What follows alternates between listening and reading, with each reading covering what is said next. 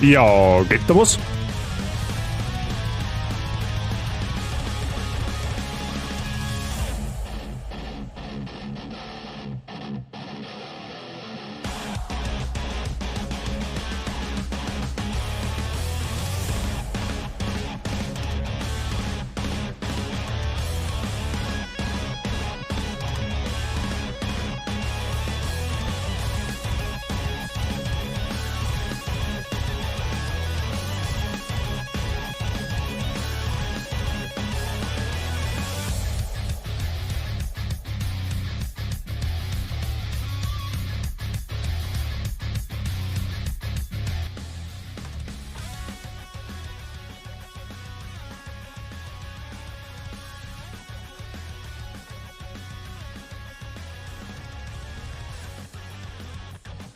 Ja, wenn da was geht, dann bin ich natürlich auch da.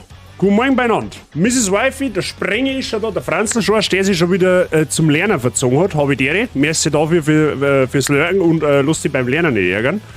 Der Mr. Wert ist schon da, der Mr. Cube Twister ist da, der Mr. Angel Dust ist auch schon da. Sehr gut. Und Birgit ist auch da. Ja, die hat jetzt bald überlesen. Der Name ist so kurz unter die ganzen langen da. Grüß Gott beieinander. Wie geht's euch? Alles zauberhaft. Wie ist ein Wochenende verlaufen? Bisher. Ich hoffe doch gut. Ne? Ich schaue schon wieder aus wie so ein zerrupftes Gickel, aber das hilft nicht. So. Da warten wir wieder. Heute direkt Streaming-Pensum die Woche. Ne? Viermal.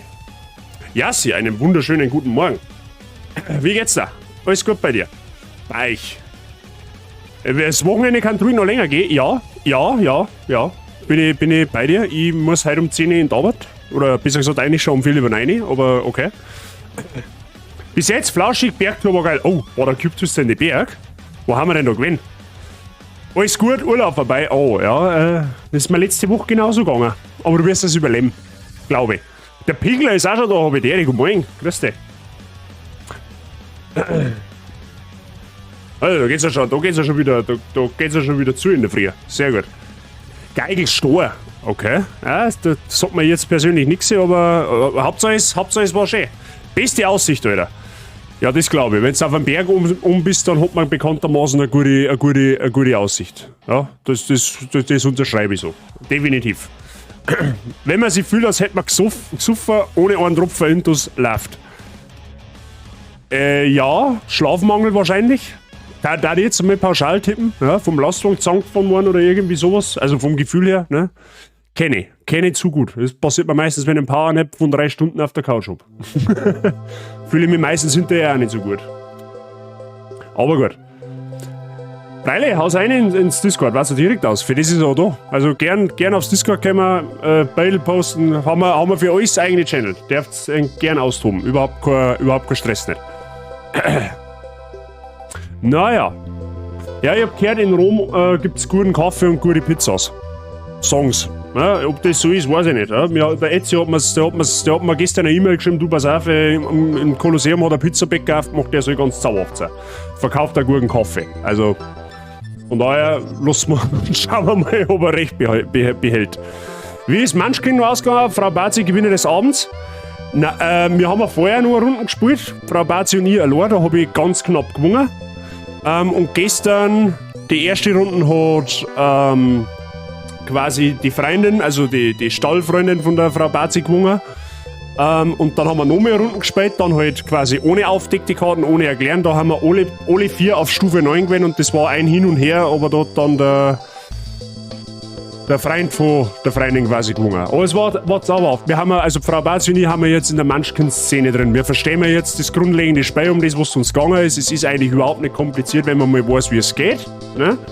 Aber es macht schon Spaß. Frau Bazi und ich haben schon gesagt, wir spielen heute Nachmittag noch mehr Runden. Ja, so nebenbei, wenn sie dann wieder heimkommt und ich mit dem Streamer dann fertig bin. Aber es macht schon Spaß. Also du kannst wirklich nichts sagen.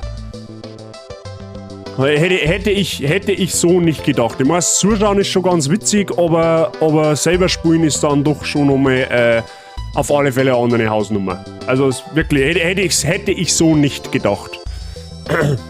Wäre man mit Sicherheit, wenn wir mal so einen langweiligen Sonntag haben, wird man da mit Sicherheit auch das eine oder andere mit Munchkin ausbackeln.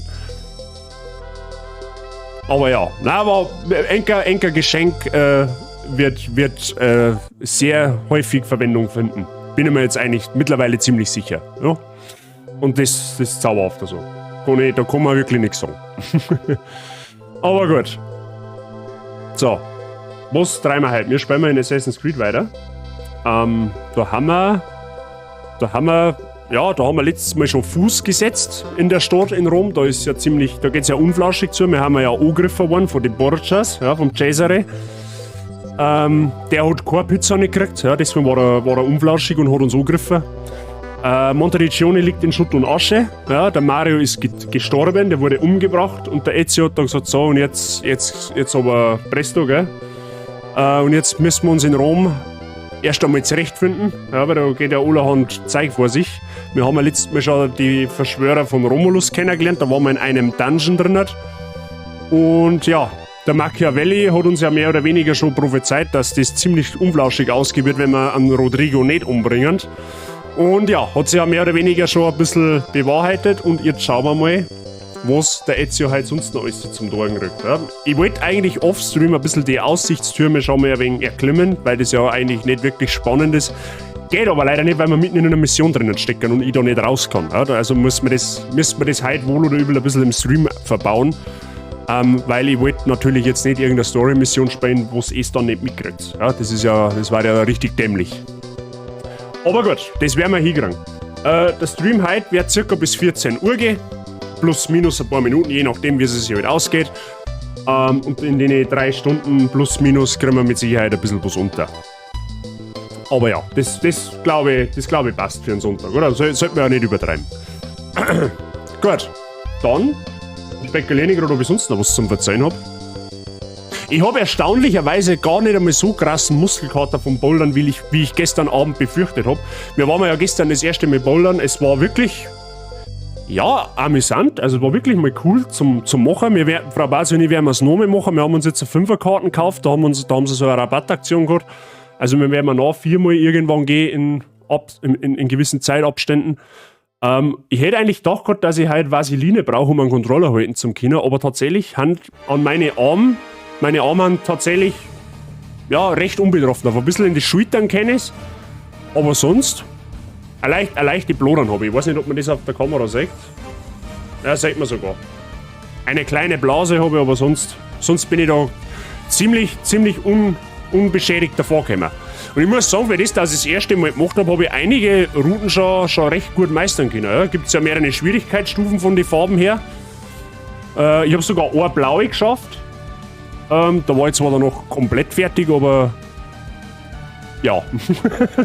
war auf alle Fälle amüsant. Also wer das noch nie da hat, also Bouldern kann ich an jeden einmal empfehlen. Also es ist wirklich eine interessante Geschichte. Also es ist jetzt nicht einfach nur so eine Kletterwand, wie man es aus dem Schulhof vielleicht kennt. Ne? Also kann ich wirklich empfehlen, ist wirklich cool. Aber ich darf es nicht empfehlen, dass es 2 Tage hintereinander tut, weil du mal nicht stirbst. Also ich kann es jetzt halt nicht tun. Ja, wenn einer geübt ist, dann wahrscheinlich noch eher, aber naja, ich bin ja kein Geübter nicht. Ich bleib beim Tennisspielen. Aber gut. So, Freunde, ich darf sagen, wir fahren mal langsam spielen an. Jetzt ist kurz vor 11, 2 Minuten vor 11, das passt da perfekt. Das passt da perfekt, wenn du mich fragst. So.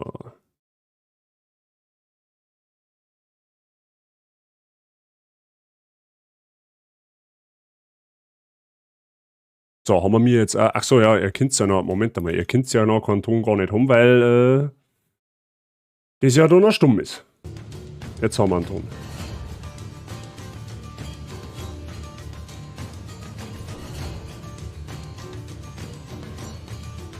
So, jetzt aber. Das ist ein wenig kompliziert mit dem Alt-Tab, weil es halt das Spiel nicht im Fenstermodus gibt. Das ist ein bisschen lästig, aber es hilft nicht. Da können wir drüber. Also ich gehe jetzt mal davon aus, ihr habt Bild und Ton. Ja? Ich bin jetzt einfach mal so frech und behaupte es. So. Habt's. Sehr gut. So, da haben wir stehen bleiben. Geht direkt weiter mit der Action. So, können wir den Lohn kaufen? Wir haben 3273 Florin. Wo ich denn die aufdrehen? Achso, ja, da müssen wir den Borgia-Turm machen, sonst geht da nichts. Sehr gut. Der dahinter. Aha. Mal schauen, dass wir am Nachher kommen.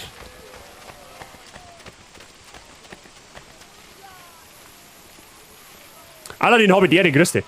Alles fit bei dir. Wir sind in letzter Zeit oft durch die Tunnel gewandert, um den Wachen auszuweichen. Aber viele der Eingänge in die Stadt sind zerstört. Durch diese Tunnel kommen wir schnell ans Ziel, ohne auf Widerstand zu treffen. Genau, das ist jetzt Tunnel-Tutorial, Schnellreise-Tutorial, wenn man so will. Alles fit, wird immer besser. Sehr schön, genau das will ich hören. Perfekt. So, jetzt unsere Hauptmission ist jetzt quasi... Wo ist unsere Hauptmission? Map. Du mit Map her. Unsere Hauptmission ist da dahinter. So, dann machen wir jetzt schnell das Tunnel-Tutorial, dass wir das auch hinter uns haben und dann schauen wir uns einmal ein bisschen in Ruhe in der Stadt um. Achso, da kann man jetzt sowieso direkt zur Hauptmission. Ja, okay.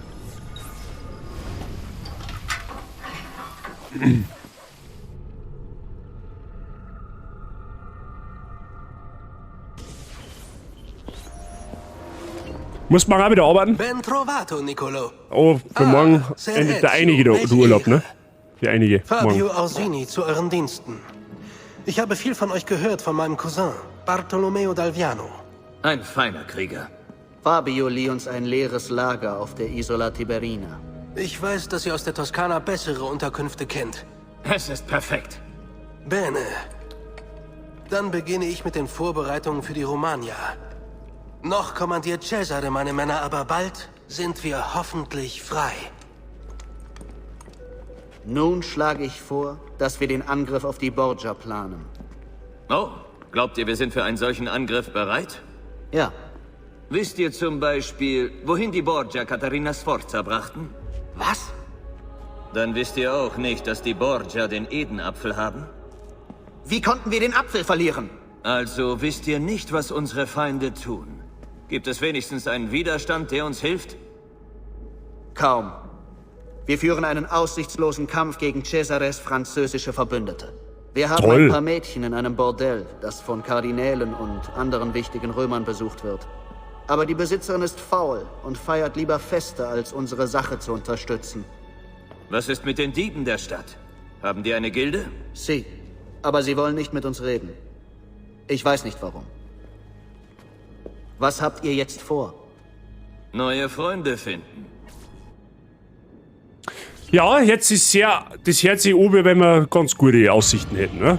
Natürlich nicht. So, das da ist unsere Assassinenbasis. Da werden wir später auch unsere Assassinen ausbilden. Und dann fangen uns eigentlich, jetzt haben wir mehr oder weniger so gesehen immer nur im Tutorial. Ja, wir müssen jetzt erst Verbündete finden. Wieder Machiavelli gesagt hat, wir müssen Touren für uns gewinnen, wir müssen Banditen für uns gewinnen. Kriegen wir alles hin. Wie war dein Tag gestern noch? Sehr zauberhaft. Sehr, sehr zauberhaft. Ich bin jetzt, Frau Barzuri sind jetzt bekanntermaßen Munchkin-Profis. Und wir haben einmal reingeschnuppert ins Bouldern. Ja, wir sind von beiden begeistert.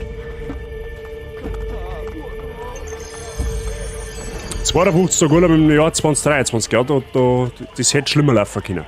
So, jetzt passt so weit. Jetzt lasst es mich mal orientieren.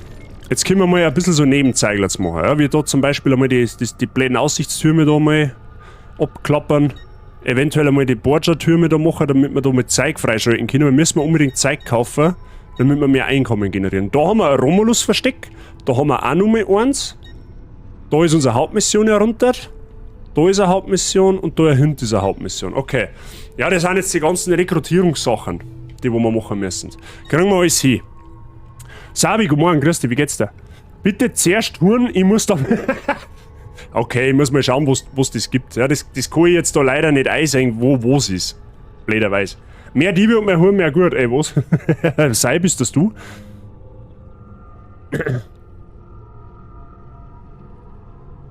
Und dann habe ich verstanden, was war das andere? Munchkin, das Spiel Munchkin. So, wir fangen jetzt einfach mal da herum an. Ja? Alles bestens, danke und selber. Sehr gut, das freut mich. Bei mir ist selbstverständlich auch alles gut. Alles zauberhaft. Ich wollte es gerade sagen, wenn das eine nicht da ist, ja, dann grätscht irgendein anderer rein.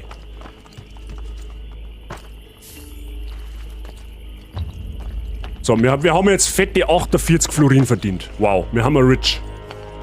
Nicht.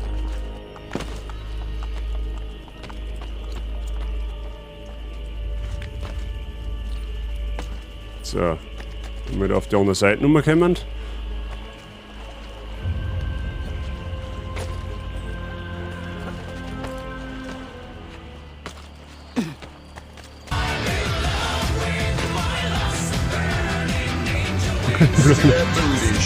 Remix!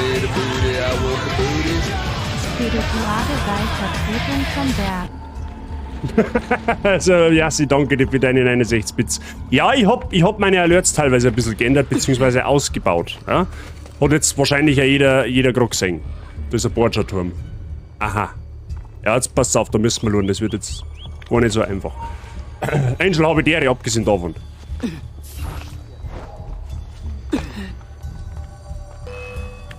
Ja, ist das jetzt der einzige, der wo da jetzt da ist, oder wie? Ja, dann warte mal.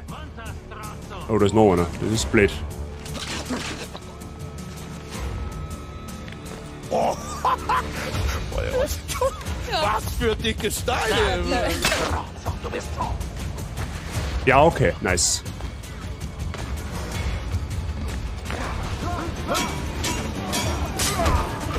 Ich hab nichts damit zu tun.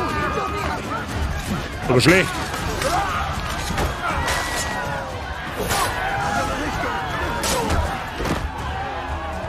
Da der Monat, dass du schlägst. Alter, die danke dir für deine 50 Bits. Tipptopp 3x-Tipp Engel ist. Ja, 3x-Tipp hat's nicht. Jetzt warte mal, ich muss mich jetzt da mal orientieren. Wo ist denn da jetzt was? Wo geht denn da der Kappa überhaupt spazieren? Das ist mal die interessante Frage.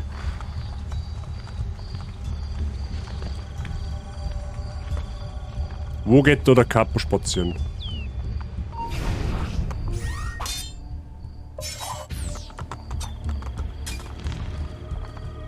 Er geht da unspazieren. Ah ja, der ist easy. Oh, vielleicht wieder auch nicht easy.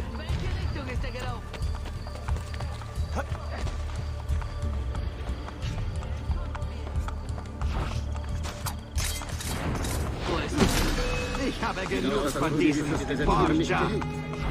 Gut, der Hauptmann ist hier.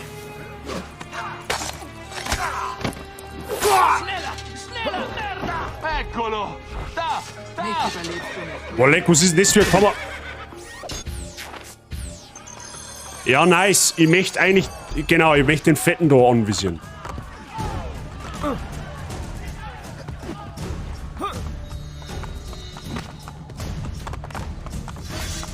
Boah, leck, das sind aber viel.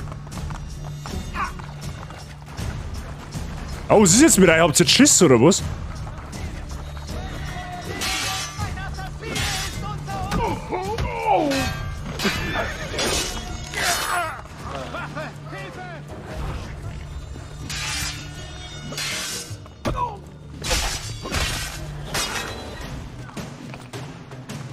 Irgendwie haben die alle Schiss vor uns, ich weiß auch nicht.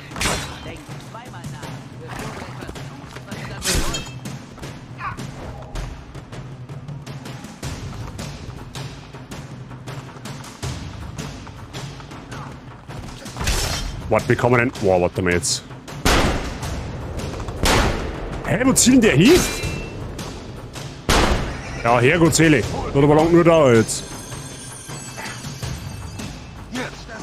So gemein. Ehrlich. Hey, what the fuck? Alter, was ist denn mit der Kamera verkehrt?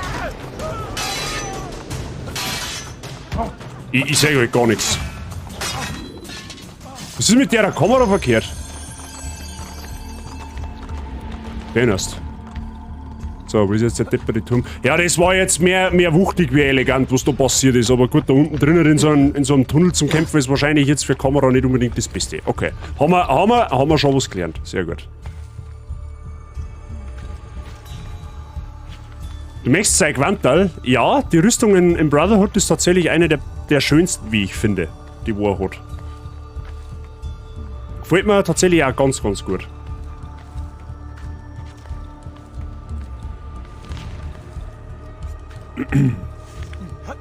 Price habe ich die Ehre. Hätte ich die bald überlesen. So, jetzt sind da den Turm.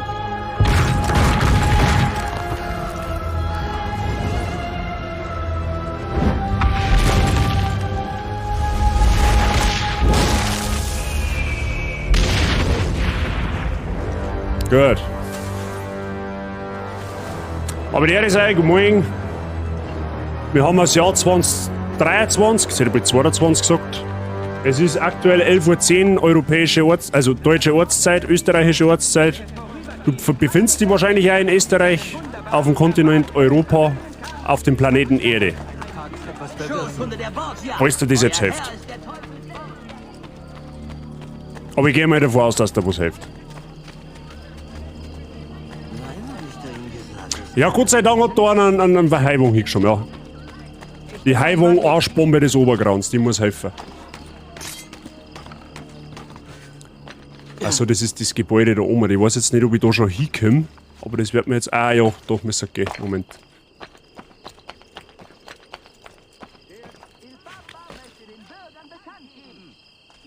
Ja, nice. Du sollst jetzt eigentlich da verspringen können, aber gut.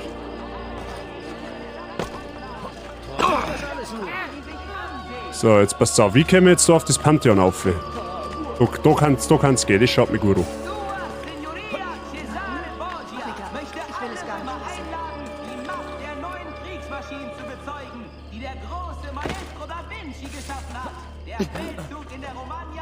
So, sehr gut. Brauchen wir den Aussichtspunkt. Okay, da geht jetzt nichts. Da müssen wir dann umlaufen wahrscheinlich. Ah ja, perfekt.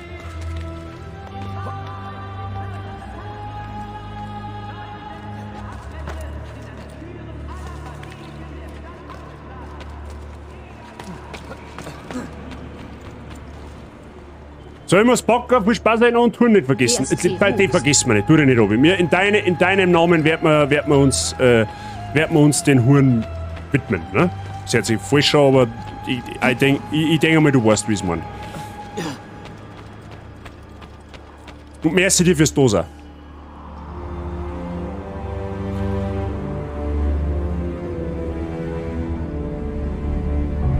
So.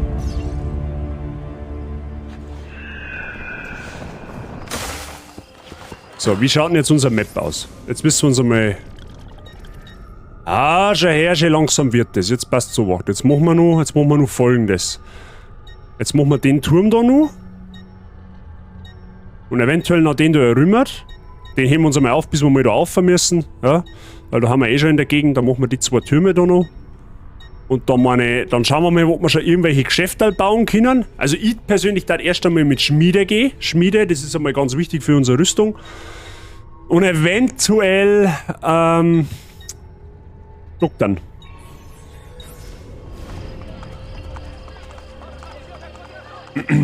Aber da schauen wir jetzt einfach.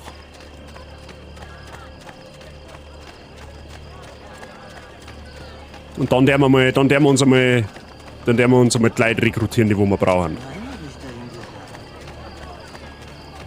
Wenn mich nicht alles täuscht, dann treffen wir sogar in absehbarer Zeit einen Leonardo da Vinci, weil mir fällt nämlich gerade auf, wir haben nämlich nur eine versteckte Klinge. Normalerweise hat der Ezio ja schon 2.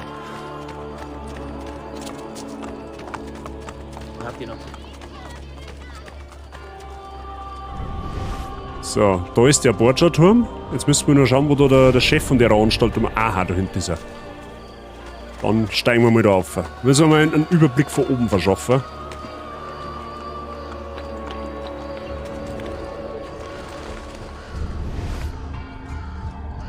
So, da haben jetzt keine Dachwachen in der Nähe. Zumindest sehe ich da gerade keine.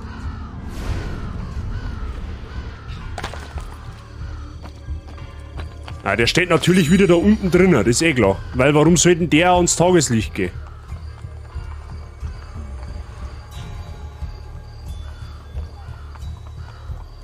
Der wird natürlich von 100.000 Leuten bewacht, ist eh klar. So, wie kriegen wir denn den Zipiarum da jetzt raus? Darf das was bringen, wenn ich da Geld runterwirf?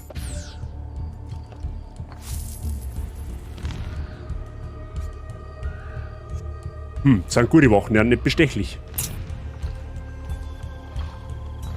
Ja, mal schauen. Warte mal, haben wir Rauchbomben? Tatsächlich, wir haben so... Nein, haben wir nicht. Blöd, wir haben keine Rauchbomben. Das darf uns natürlich helfen, gell? Rauchbomben, wenn wir hätten, das darf uns natürlich schon helfen. Schade. Ja, da müssen wir in die offene Konfrontation, dann hilft es nicht, weil anders komme ich da jetzt aktuell nicht rein. Mit Rauchbomben war es gegangen, da hätte ich einfach einmal neben gesetzt und hätte nachgestochen, aber gut, das hilft jetzt nicht. Das geht anders leider nicht. Weil überall an jedem Eingang stehen 4 Wachen, die stehen wahrscheinlich auch da errentet, oder? Mhm. Beziehungsweise hätte das wahrscheinlich nur einfacher gehen, wenn wir eben so Banditen hätten oder Prostituierte, dann das auch gehen. Aber da wir die nicht haben, müssen wir ihm leider einwerken ins Viech, das hilft uns nichts. Dann werten wir ihm einfach frontal rein. Geht eh nicht anders. Aber nicht in dem Tunnel drin, das kannst du vergessen. Da zerstört mich die Kamera wieder. Das will ich nicht.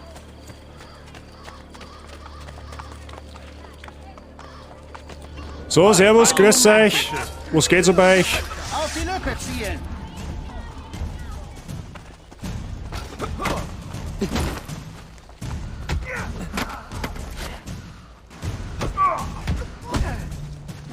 Packt ihn! Die lassen Kinder Männerarbeit verrichten. So, du mit der Hacke hier. So. Ihr müsst mich nicht töten. Ich gehe einfach. Ja, traust du, oder was? Da ist der. Hacke to your face. Ihr müsst mich nicht töten. Ich gehe einfach.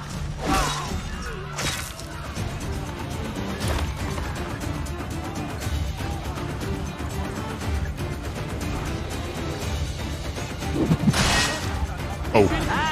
Blöderweise über den Haufen geworfen. Oh.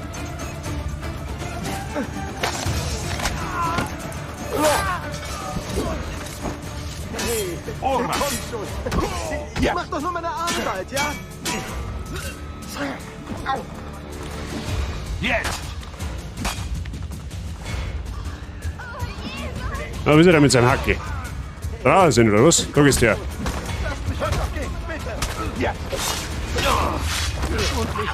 Ich bin nicht wie die anderen. Blut.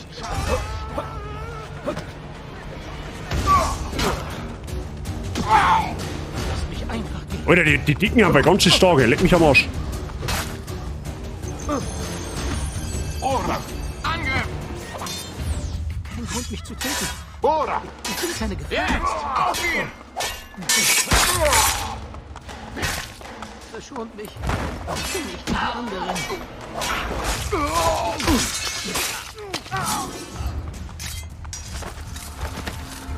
Kein Grund. Ich würde gerade sagen, kannst du den abstehen? Hey, wie, jetzt hat sich der Kommandant jetzt nicht eingemischt, oder was ist denn der für ein Feigling? Der wir mal Gegner looten. Oh, schau hin. Medizin, Wurfmesser und Kugeln.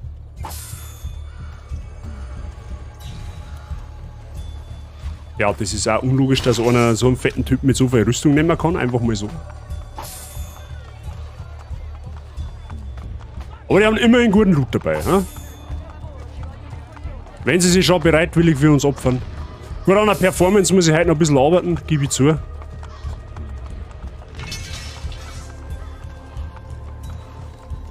Ja, der hat sich wirklich nicht eingemischt. Was ist denn der für eine Pfeife?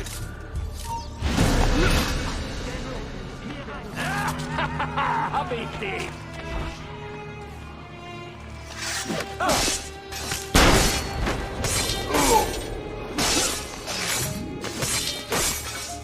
So einfach gang's.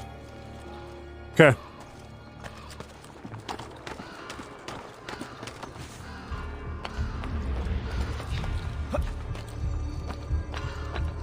Ja, wird am Schein. Ich muss noch ein wenig warm werden. Ja, das meine ich ist verzeihlich. Ja, so war es jetzt eigentlich nicht geplant. Da ist wieder auf, sehr gut.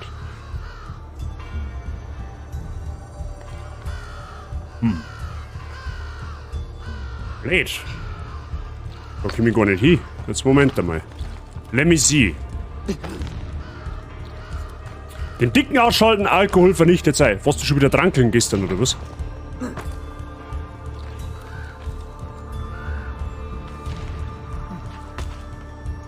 Okay.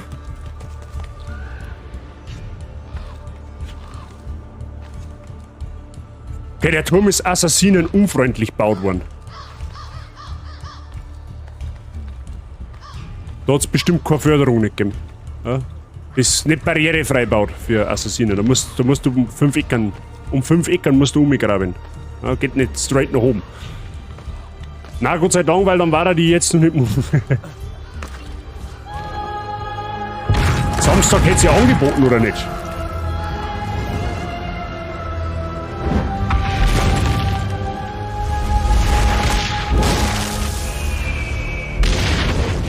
Gut. 24 Aussichtspunkte gibt es in Rom. Ich dachte, das waren mehrere. Aber gut. Aber jetzt habe ich deren. Wenn die nächsten 2 Wochenende hat. Ja, Geburtstag und noch irgendetwas, glaube ich, oder? Hast du gesagt gerade? Ja gut, jetzt haben wir den gemacht. Ja gut, den da hinten können wir uns jetzt eigentlich dabei auch noch... Ja gut, früher oder später müssen wir sowieso daher. Abgesehen davon. Ja, dann machen wir erst einmal die Hauptmission. Ja, da haben wir ein bisschen was singen. Machen wir erst einmal die Hauptmission. Beziehungsweise kann man uns eigentlich auch mal Geschäfte kaufen, verstehst du? Weil was tat man denn mit der ganzen Kohle? Wo haben wir denn einen Schmied? Da ist einer. Einfach kein Geld mehr da. Wie soll da das Geschäft laufen? Ist da dahinter? Geburtstag und Skiwochenende mit der alten Abteilung. Ja, das ist dann Saufen mit ein bisschen Skifahren quasi. Ne? Da liegt Betonung auf Saufen. Einmal runterfahren, passt schon. Aber hat jetzt der seinen Scheißl unter oben, oder was?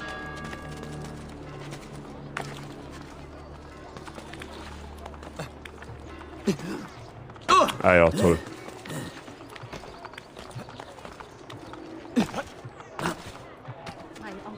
Da ist er. Kostet 800, nimm mal.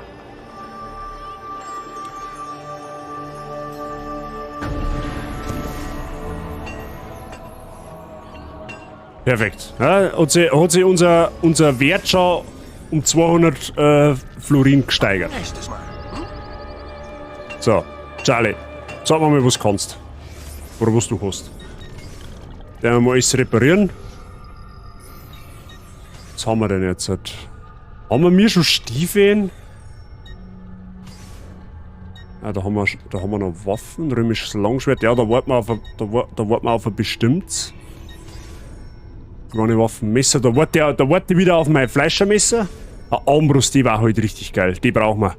Wir brauchen unbedingt eine Armbrust. Das ist eine der stärksten und besten Waffen in dem Spiel. Munition haben wir dabei alles voll. Das können wir uns eigentlich immer gut erklauen, tatsächlich. Gut, den Rest sparen wir uns dabei. Da erhöhen wir einfach unser Einkommen. Schneider haben wir noch da, einen Kunstladen, die werden wir hübsch vernachlässigen. Weil, wen interessiert Kunst, ist die Frage. Da haben wir auch noch einen Schmied, den meine bauen wir auch gleich noch mit aus, weil der ist da direkt daneben. Das darf dann genau passen. So, ich habe ihn in Lurk, ich fahre jetzt zu meinen Eltern essen, schauen wir gleich, ob der Immunsystemaufbau was gebracht hat oder ich gleich wieder krank wäre. Schönen Sonntag noch. Ja, vielen lieben Dank fürs Dosa und fürs Lurken. Ich wünsche dir viel Spaß bei deinen Eltern und ich drücke ganz fest Daumen, dass dein Immunsystem nicht wieder die Schwalbe macht, ja? Und dass du mal jetzt eine Zeit gesund bleiben kannst. Ne? Und dir natürlich auch einen schönen Sonntag. Abgesehen davon. So.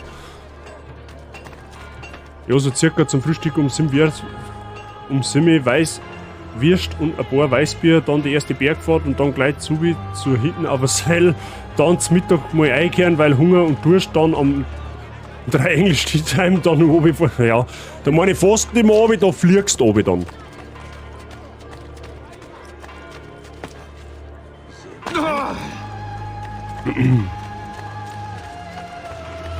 Na gut.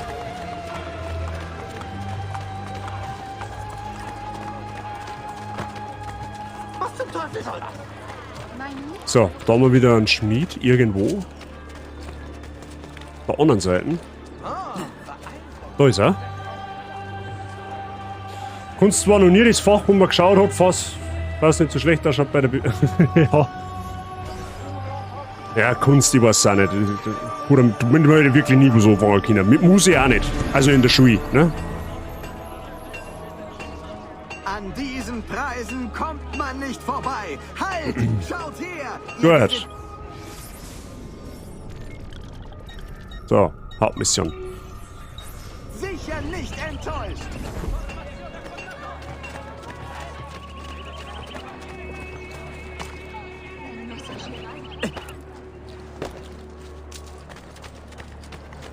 So, das schaut aus, wie wenn das Bordell war.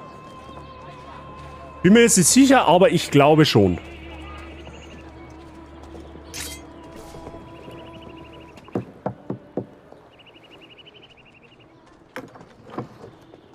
Willkommen in der Rosa Tatsächlich. in Fiore, Fremder. Salve. Wärt ihr so freundlich, die Dame des Hauses zu holen? Madonna Solare ist nicht da. Wisst ihr denn, wo sie ist? Ich... Aiuto, aiuto!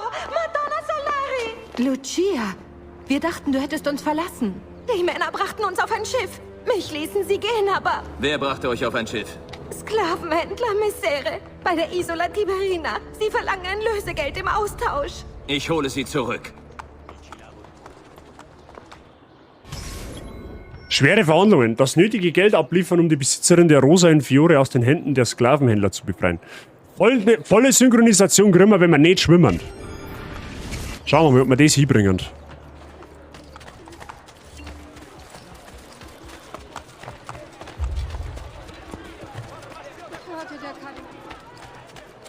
Nicht schwimmen. Schaut aus, wie wenn das da hinten irgendwo war.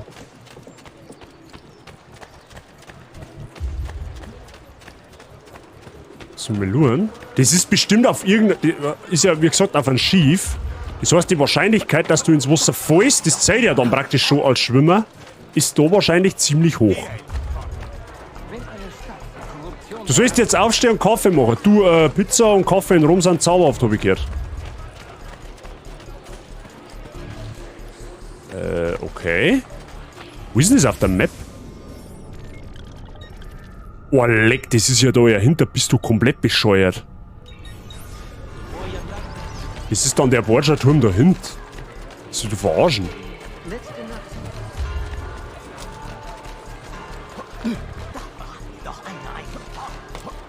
Ja, genau. Da vertrittst du die einmal und dann ist schon vorbei. Okay. Synchronisation fehlgeschlagen. Und jetzt war ich noch nicht einmal am Missionsgebiet, ne?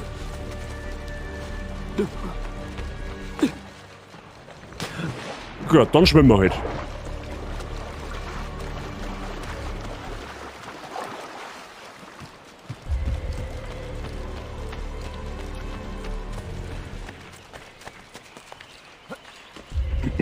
Den Sklavenhändler aufsuchen, das Lösegeld zahlen. Ja, der wird schon irgendwo da sein.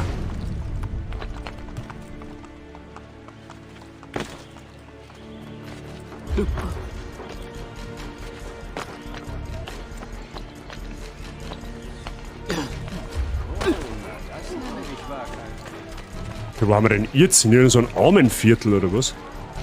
Lauter Ruinen?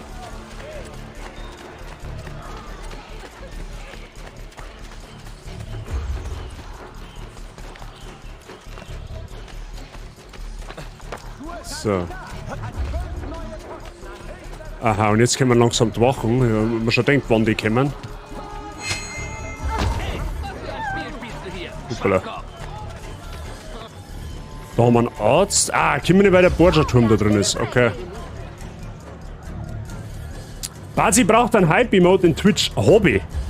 Aber das ist halt ein Emote, das kriegst du halt nur als Tier 3. Das ist der Ruffy.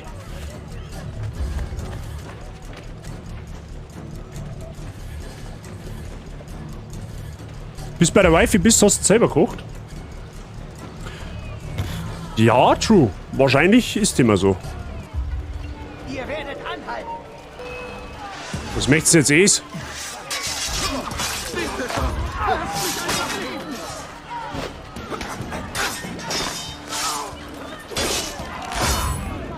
Erwarte mich, Aiuto! Ich bin ein guter Mann. Gnade. Hey, wait a minute. Bitte, lass mich einfach. Ja, hey Leute, wenn wir mir schon da haben. Hat du das eigentlich überhaupt keinen Stress nicht?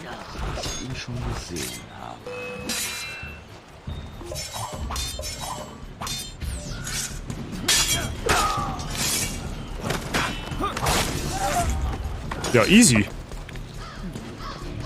Tier 3 Sellout.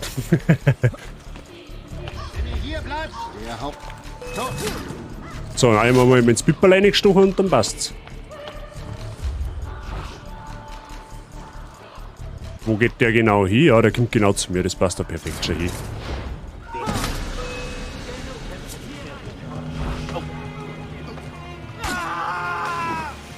Bekanntermaßen können Wachen in Assassin's Creed nicht schwimmen.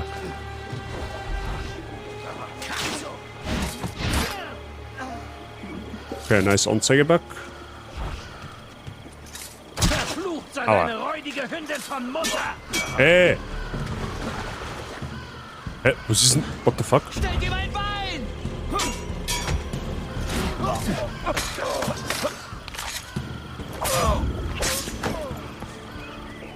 Passt, dann ist der Borgia-Turm auch schon reingenommen. Einfach immer schon Abstecher, dann ist gut. Oh ja, mehr Anstecher, mehr gut.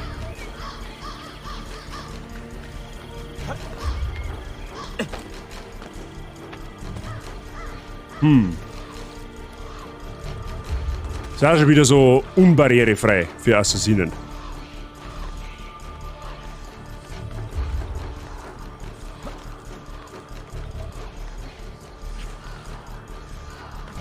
Okay. Ja, das bietet sich jetzt wirklich gut an. Der Hund ist unsere Mission, da wo wir den anderen Deppen, da wo wir verhandeln müssen. Da sieht man sogar die Prostituierte, die wo gefangen genommen wird. Das ist neben dem Pfosten. Werden wir ihr gleich helfen können. Oh, das ist sauber. Das ist direkt neben der Mission. Passt perfekt.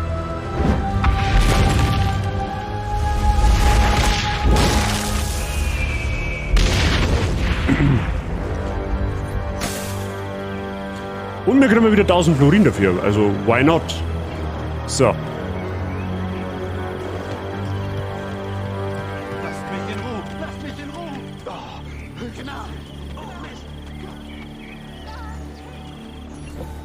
Seid ihr wegen der Hure hier? Aiutatemi!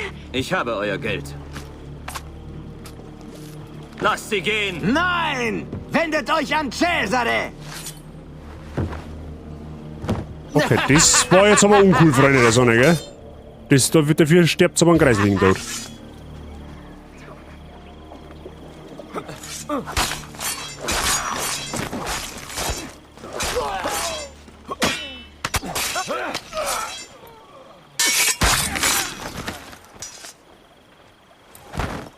Unflauschig, Freunde der Sonne.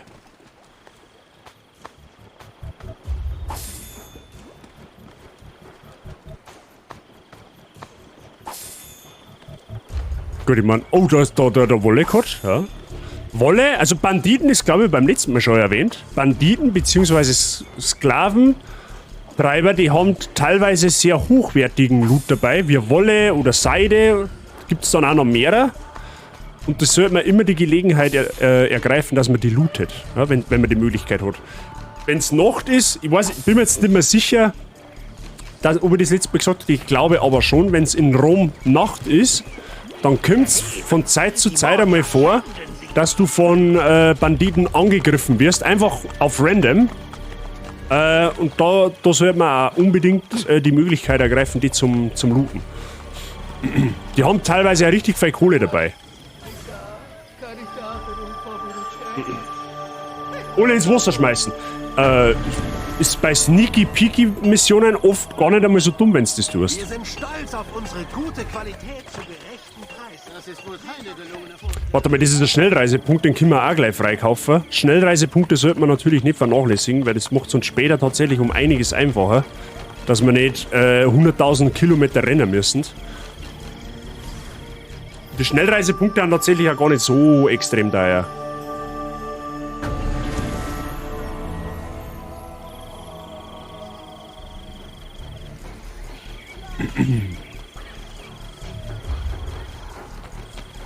Und 18 Tunnel gibt es da insgesamt in Rom. Leck mich am Arsch. Das habe ich gar nicht mehr da habe ich gar nicht mehr so viel in Erinnerung, tatsächlich. Okay, das ist definitiv das Armutsviertel. Stimmt, dann kann man noch Sehenswürdigkeiten kaufen, glaube ich. Die haben auch richtig viel Wert. Die kosten aber eine ganze Stange Geld. Ja.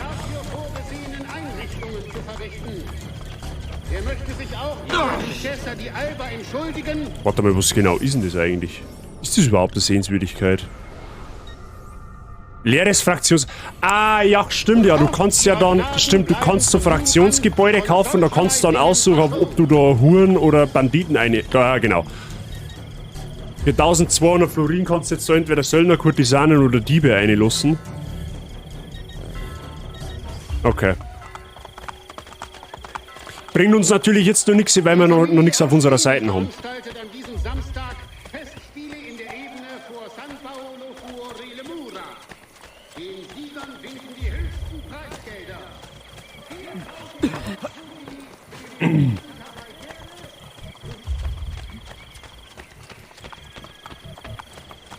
So, schauen wir mal. Ponte Sisto. Aha.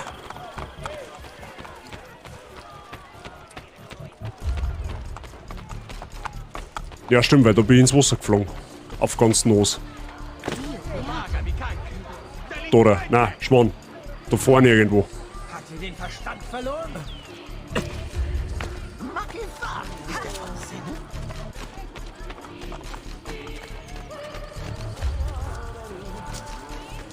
So. Ja, stimmt, ich glaube, ja, jetzt weiß ich ja wieder, was da jetzt passiert bei dem Haus. Fällt mir jetzt gerade wieder ein. Fällt mir jetzt gerade... Wie jetzt? Ja, nice. Voll in Sackgasse gelaufen.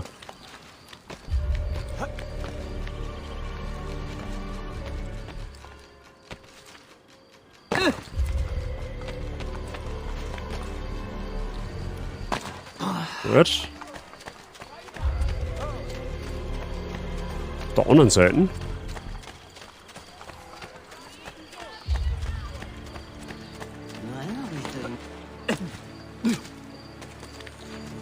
Oh, das ist ein Schatztruhe. Nice, den nehmen wir mit.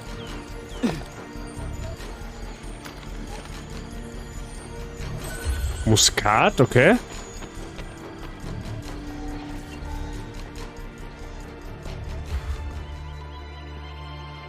Mutter? Schwester? Ezio. Sir Machiavelli sagte, du wärst vielleicht hier. Was macht ihr hier in Rom? Wurde Florenz angegriffen? Nein, oder eher, ich weiß es nicht. Wir waren nicht in Firenze. Warum? Ezio, wir wollen helfen. Ich wollte euch helfen, als ich euch nach Florenz schickte. Wo ist Madonna Solari? Sie ist tot. Merda. Was nun? Müssen wir jetzt schließen? Ihr schließt nicht. Ich brauche euch. Immer bumsen. Wenn niemand die Geschäfte führt, sind wir am Ende. Ich tu's. Du gehörst hier nicht her, Claudia. Ich weiß, wie man ein Geschäft führt. Onkel Marius führte ich Jahre. Dies ist anders. Welche Alternative hast du, Ezio? Wenn du es machst, Claudia, bist du ganz allein. Ich war die letzten 20 Jahre allein. Bene. Ich plane, das Bordell herzurichten. Hier sieht's ja schlimm aus. Und ich will, dass die Dirnen Katharina Sforza finden. Du kannst auf uns zählen. Oh, der Ezio ist zündig.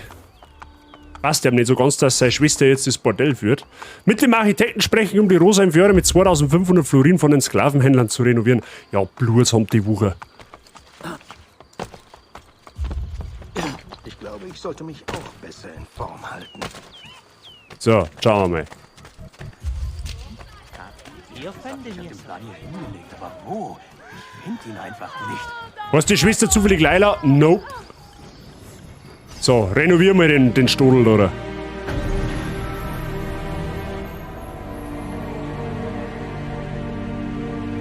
Imagine, du kriegst halt für 2.500 Euro so eine Bude.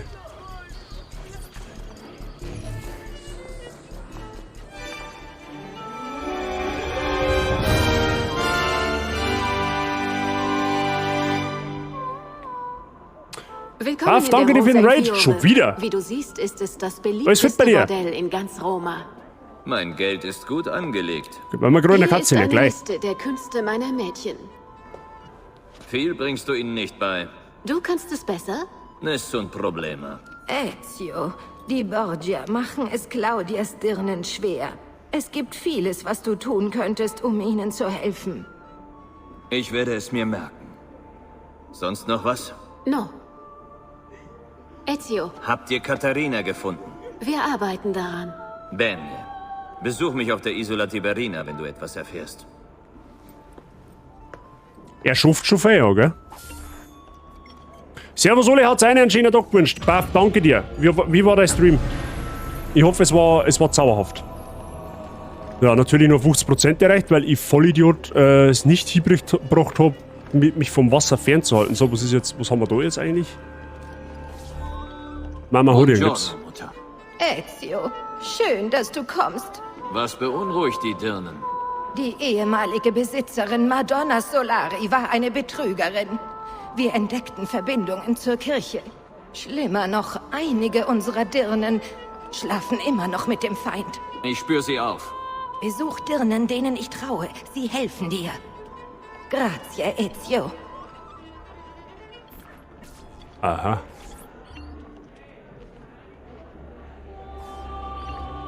Missionen der Kurtisanen. Mit Maria reden um Aufträge der Kurtisanen. Ach so, ja, das sind... Ja, stimmt, da hat es ja noch mehr Sachen dann gegeben. Kopernikus? Was ist das? Das kenne ich nicht. Das sagt mir jetzt gerade nichts. Was denn das? Da, das ist ein Kurtisanenauftrag.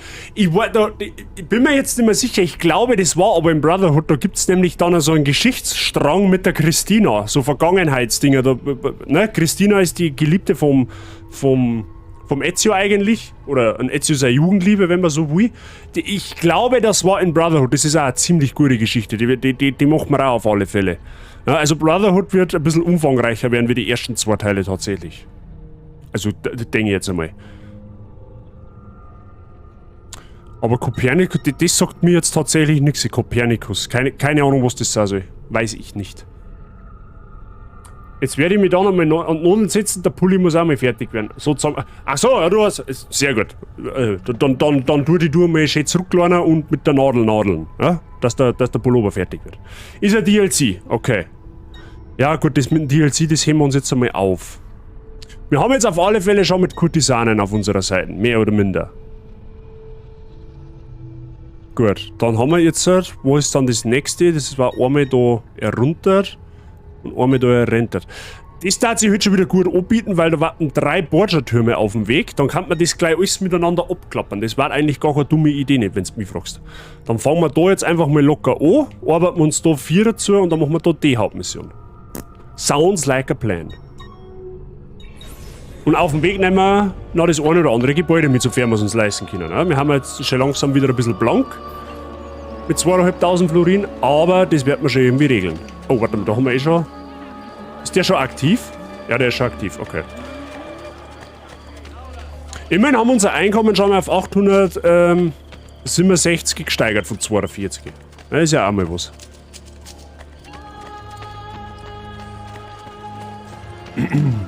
Mir wundert es, dass unser Gesucht-Status noch nicht in T geht. Ja, weil normalerweise, wenn du Wachen tötest, dann wirst ja du mit der Zeit gesucht. Ja, der geht jetzt aktuell noch gar nicht nach oben, weil entweder kommt das erst noch oder das hat es in Brotherhood nicht mehr gegeben, aber normalerweise schon. Das war nett, dass der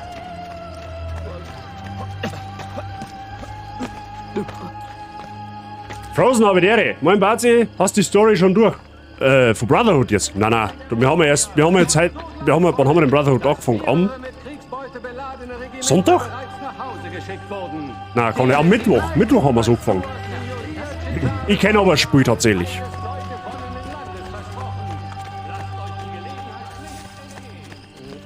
Was ist fit bei dir?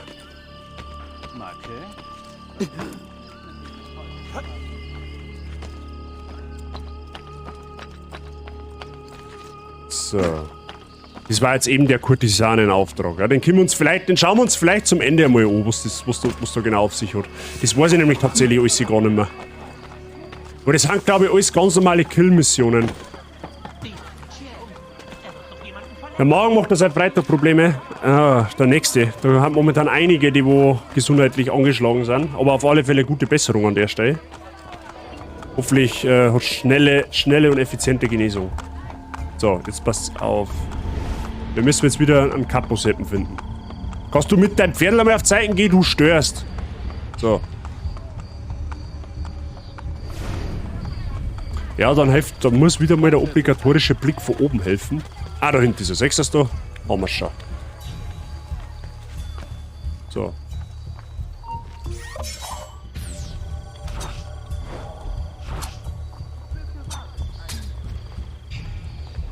Und aber den loot ich jetzt gleich. Oder auch nicht, weil er runtergefallen ist, der Volldepp. Wie, der steht Mutterseelen allein vor dem Kirchturm? Ja, lul.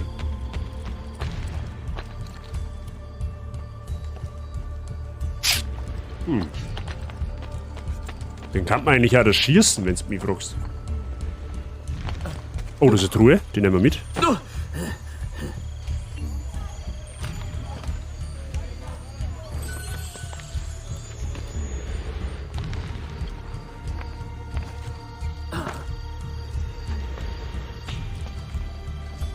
Naja, da steht natürlich nur ein anderer, ne?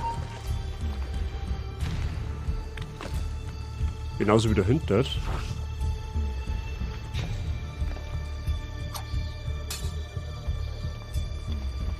Okay, was ist denn dem seine Mission da hinten? Ah, der wird jetzt von der Woche da alarmiert.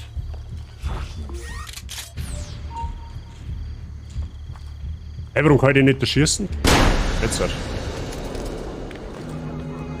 Okay, der Hauptmann ist tot. So, jetzt müssen wir nur noch auf den Turm auf. Und gesehen hat uns also wirklich keiner. Also bisher zumindest. Ihr habt den Falschen erwischt, ich schwör's. Ha, gute Vorstellung. Sieht fast echt aus. So. Wird schon werden, wenn nicht, erstmal krank nach dem Weihnachtsurlaub. Ja, verlängerten Weihnachtsurlaub, ne? Nimmt man mit, wenn es wirklich ist. Ja, man muss das Positive einmal sehen drauf. Aber trotzdem wird es natürlich besser, du bist gesund. Ja? Das ist aber hoffentlich sowieso klar. Ist bestimmt Schichtwechsel möglich, ja. Nacht ist ja gerade angebrochen. Die haben Nachtschicht. Es wäre der Meister in der Frühschicht wieder gefreut, wenn er hört, dass sein Hauptmann da ist. Wäre er wieder nachfragen, wir hatten das wieder versehen mit. So, und warum klettert... Ah, jetzt halt. So. 10 da den Schund.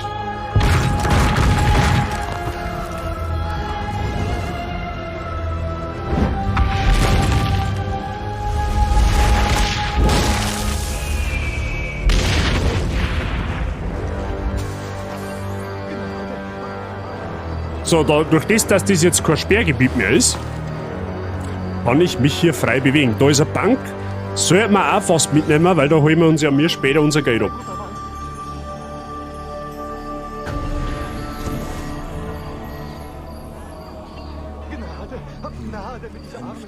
Normalerweise müsste ja da schon was drin sein, oder nicht? Geld abheben. Hat sauerhaft. Ah, hat schon ein wenig etwas abgeworfen, das Geschäft, Alter. So, jetzt nehmen wir da den Schmied auch gleich noch mit. Wenn er nicht allzu teuer ist. Ja, komm, das geht. Investieren, damit man wieder mehr kriegt. Wir haben ein Angebot zum Saisonende. Nur erhältlich in der So, wo haben wir denn mir jetzt auf der Map aktuell? Wir müssen jetzt den ersten Turm schon gemacht haben. Das ist jetzt der da, dann geht's mit dem da weiter. Ah, das wird schon. Zwei Bartäxte zum Preis von einer. Das wird dann schon. Gnade mit dieser armen Seele.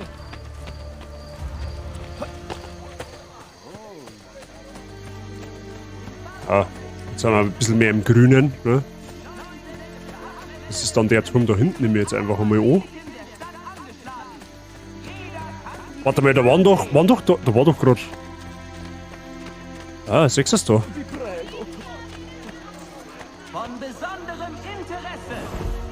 Achso, das ist einfach nur eine Gruppe, wo ich unter. Achso, ich hätte jetzt gedacht, die kann ich anheuern. Ja, gut, okay.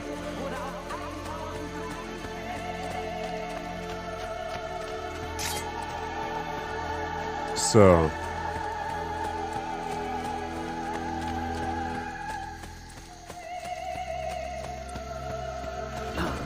Der Hauptmann ist da hinten, okay.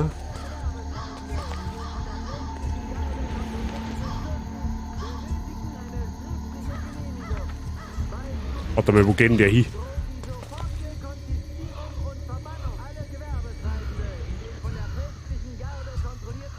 Aha, der wird jetzt vor 3 Wochen bewacht. Okay.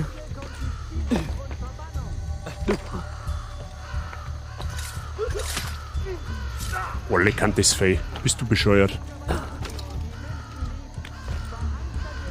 Das sind einige. Ja, ich glaube, wir arbeiten uns einmal von außen nach innen.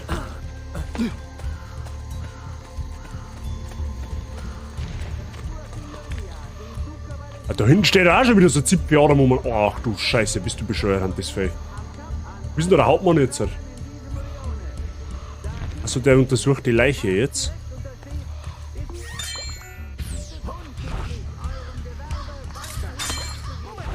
Wollen wir den mal vergiften?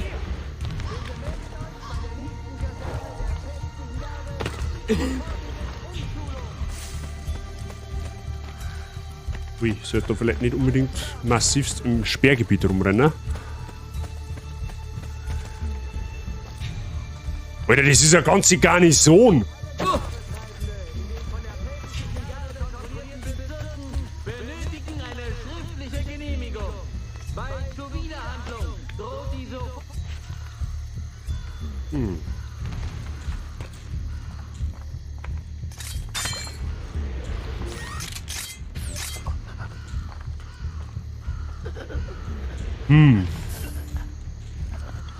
Kriege ich den von da anvisiert?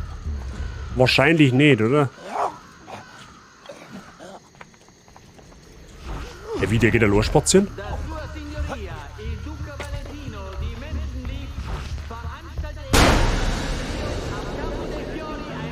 Okay, das hat es um einiges leichter gemacht.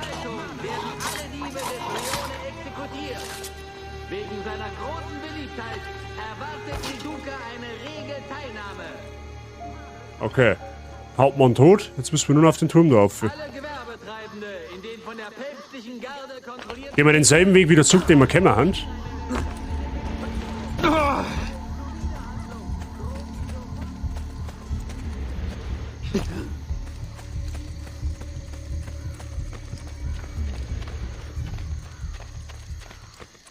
Gut, das war natürlich jetzt ein Glücksfall, dass der da noch vor mir losspazieren geht. Macht's um einiges leichter. Sitz ja mal bei dir, frohes Neues auch an die. Alles fit bei dir? Steht, dass deiner schaust. So, mal schauen. Ja, da stehen halt 3000 Wochen umeinander. Ja, ich glaube, dass man eine Konfrontation jetzt... wobei...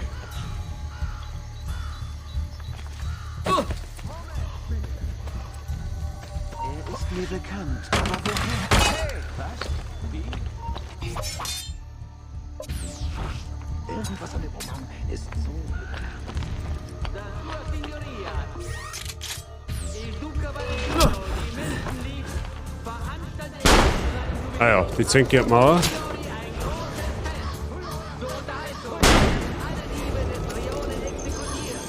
Okay. Ja, mit so vielen Wochen gleichzeitig Uling kund blöd ausgehen.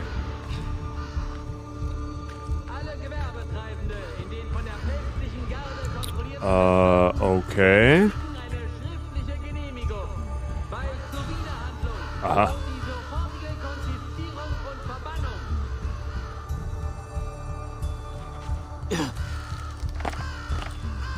Ach lol, das habe ich jetzt gar nicht gesehen. Ja gut, das macht es natürlich leichter. So, haben wir da einer? Perfekt.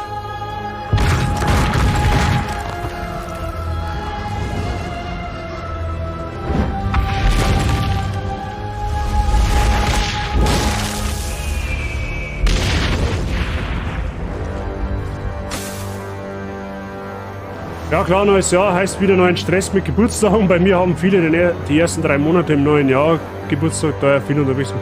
Ach du Scheiße, ja gut. Da bist du natürlich viel unterwegs, gell? Mit Geschenke besorgen, mit eventuell Partys organisieren, planen, wie auch immer. Einkaufen. Aber Geburtstag ist doch eigentlich immer, macht man doch dann einfach, irgendwo einfacher gern. Denke ich jetzt einmal, oder? Na gut, bei mir ist Gott sei Dank alles übers Jahr verteilt tatsächlich. Also der nächste Geburtstag ist jetzt tatsächlich der von meiner Freundin, der ist am 28. So hätte man vielleicht auch langsam mal Geschenkgedanken machen. Aber sonst verteilt es sich eigentlich recht schön übers ganze Jahr. Zum Glück.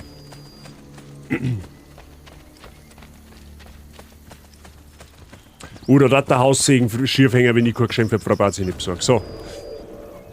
Da ist wieder ein Turm. Den nehmen wir auch gleich noch mit. Wenn wir schon da haben. Der ist aber wahrscheinlich auf der anderen Seite. Zumindest darf mich wundern, wenn der da war. Schauen wir mal. Oh, das ist eine Truhe. Nice. Tomaten. Die guten alten Tomaten. In einer Truhe.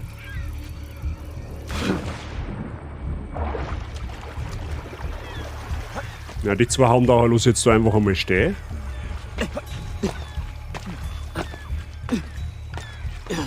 Ah, ist der Turm noch gesperrt? Das könnte natürlich möglich sein, dass der noch gesperrt ist.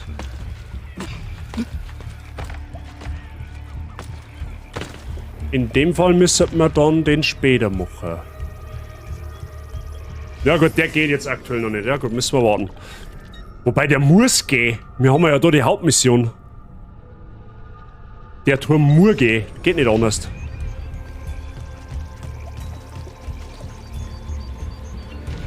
So, servus.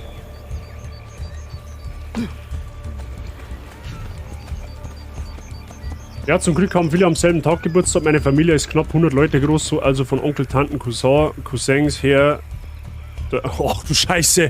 Ja, okay, da bist du dezent im Stress, definitiv. Da bist du dezent im Stress. Verstehe ich sofort.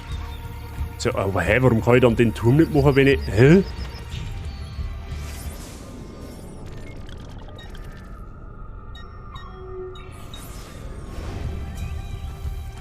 Damit die Hauptmission ist doch da hinten. Ich muss doch den Turm machen können, oder nicht? Oder dient der Turm der Hauptmission? Das könnte natürlich möglich sein. Jetzt passt's auf, da müssen wir schauen. Manuel, habe ich dir. Alles fit bei dir?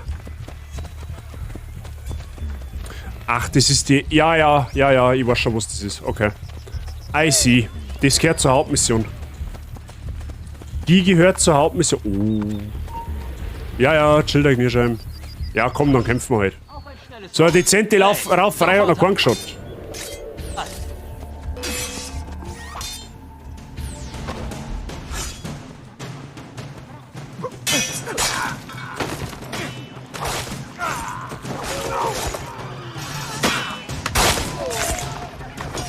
Okay, mehr Raufbau, mehr gut.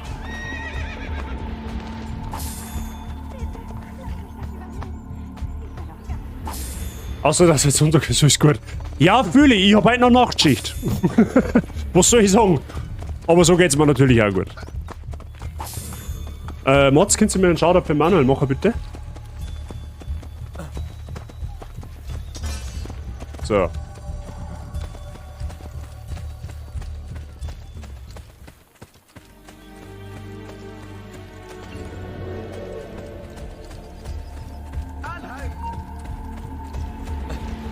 Geh freiwillig oder ich stich dir an. Genau, danke dir sei. Gerne mal bei Manuel draufschauen. Ist ein Streamer-Neuling. Ja? Spielt hauptsächlich Monster Hunter. Wenn ich es richtig weiß oder richtig im Kopf habe, gerne mal ein Däumchen geben. Ne? Liebe da lassen. Kleine Streamer supporten ist ganz, ganz wichtig. Bitte, Dankeschön. Gern, Manuel. Alles gut. So. Ezio Auditore! Den kennen wir noch. Kommt rein! Ich töte euch, wenn nicht. Bartolomeo. Wartet hier! Lernt meine Frau kennen! Penthesilea! Passt sei, danke dir. Penthesilea! Wo ist sie? Habt ihr hinter dem Tisch geguckt? Ah, hier ist sie. Lieta di conoscervi. Charmant. Wahrlich. Jetzt reden wir über den Krieg.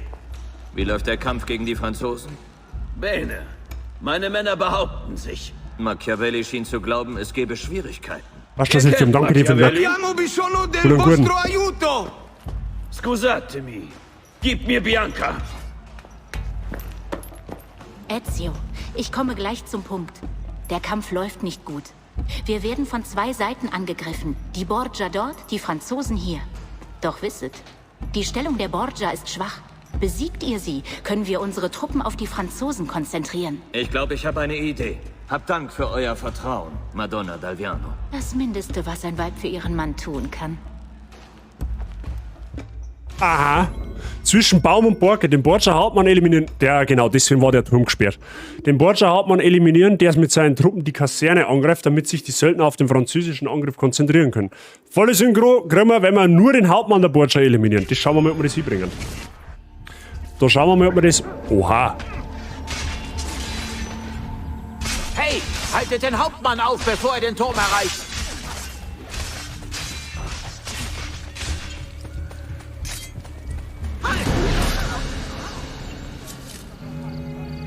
Ja, okay, das war jetzt erstaunlich leicht. Gut, dann müssen wir jetzt noch den Turm einnehmen. Und auch das sollte kein Problem sein.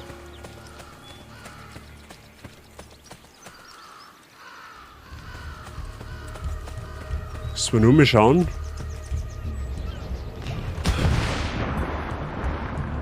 Ob wir von da auf der Seite aufkommen. Normalerweise ja.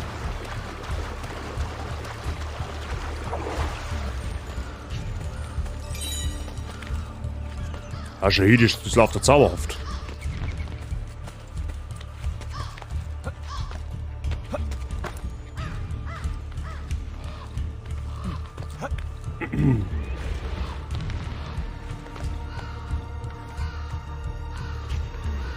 Ja, ich glaube, das schaffen wir mit 100 Synchro. Normalerweise sollte ja da jetzt kein Gegner mehr so weit und breit.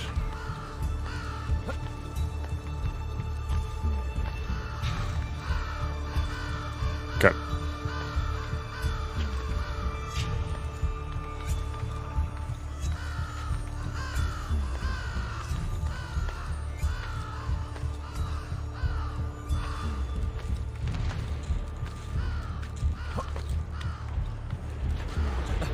So, perfekt. Nice.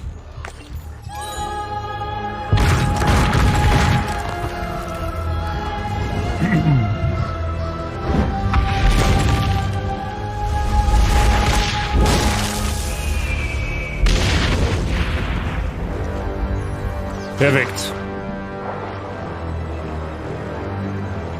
Nice. So, das heißt aber jetzt praktisch, da geht uns jetzt ein Turm ab, dem wo wir... Ja gut, okay, die heben wir uns dabei einmal auf, bis wir mal irgendwann da her müssen, beziehungsweise ich mache es vielleicht auch offstream, weil... Ne? So. Wir müssen jetzt zu ihm zurück, okay.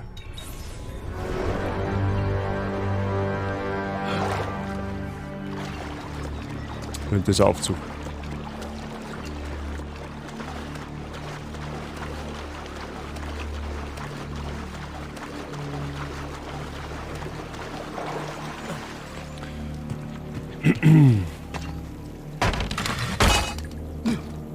Easy.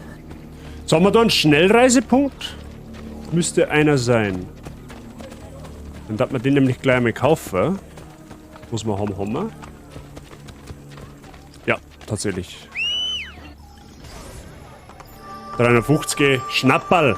Nur ein brennendes Türmchen ist ein gutes Türmchen. Genau so.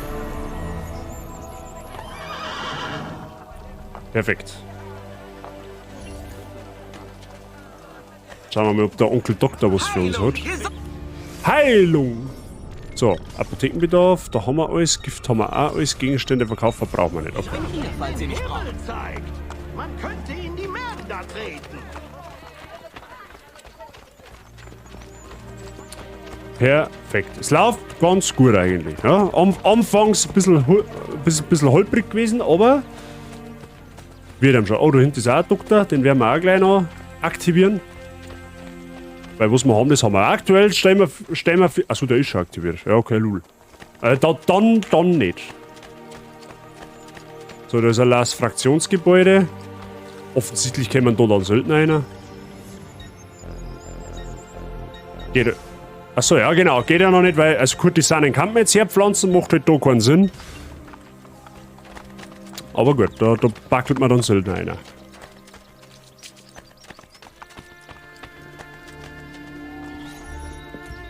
Ezio, wir haben diese dreckigen Feiglinge in die Flucht geschlagen. Ja, haben wir. Nun, ohne die Hunde des Papstes werde ich mehr Männer in den Kampf führen können. Doch zuerst möchte ich die Kaserne verstärken. Wer kümmert sich darum? Ich bin nicht gut in sowas. Ihr seid der Gebildete, ihr prüft die Pläne. Va bene. Aber dafür muss ich von jeder Bewegung Cesares und Rodrigos erfahren. Können eure Männer sie für mich verfolgen? Natürlich. Assassin's Creed Bayernhut.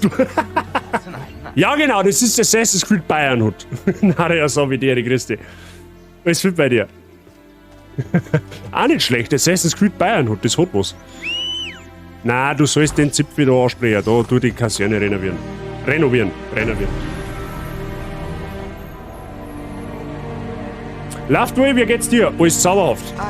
Du, alles zauberhaft. Schön, dass bei dir alles passt. Ja, der ist nah dran, auf alle Fälle. Und, ist sie nicht wunderschön? Sehr eindrucksvoll. Täglich schließen sich mehr an. Es ist ein richtiger Wettlauf und genau so mag ich es.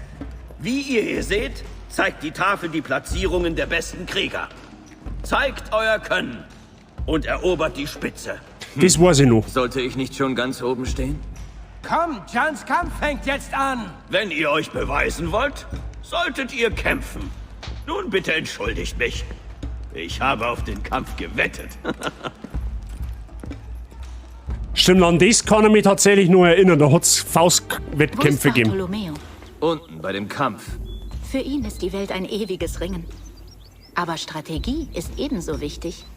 Nehmt diese Brieftauben als Beispiel. Jede Taube von Machiavelli bringt den Namen eines wichtigen Templers in Rom. Eliminiert diese und ihr erreicht mehr, als jede Schlacht es vermag. Hab Dank, Madonna. Könnt ihr Bartolomeo bitten, auf die Isola Tiberina zu kommen und mich über Cesare und Rodrigo zu unterrichten? Er wird kommen. Ah, stimmt, da hat's Taubenschläge, die hat's ja auch noch gegeben. Richtig. Jetzt doch einiges, was ich vergessen hab. Richtig, da hat die Taubenschläge, die waren ja eigentlich bekannt aus dem 2, aber die hat's auch da noch gegeben. Ja, richtig, da hat's einen Haufen optionale Kill-Quests gegeben. Da muss man bestimmt auch mal den einen oder anderen im Stream, definitiv. So ein bisschen, um den Sneaky-Peaky-Faktor auszubringen, ne? Faustkämpfe so lange, bis einer einen Schuh auszieht. Das ist Cheaten, das zählt nicht. Ja? Mit dem Schuh zuhauen, das ist unflauschig, das tut man nicht. Ja? Maximal, ich kenn's nur von der Mama mit dem Klapperl. Ja? Wenn's mit dem Klapperl einen Arsch rausgehauen kriegt. Das kenn ich noch. Ja? Das darf man heute nur nicht mehr öffentlich sagen. So, da pflanzen wir Söldner rein.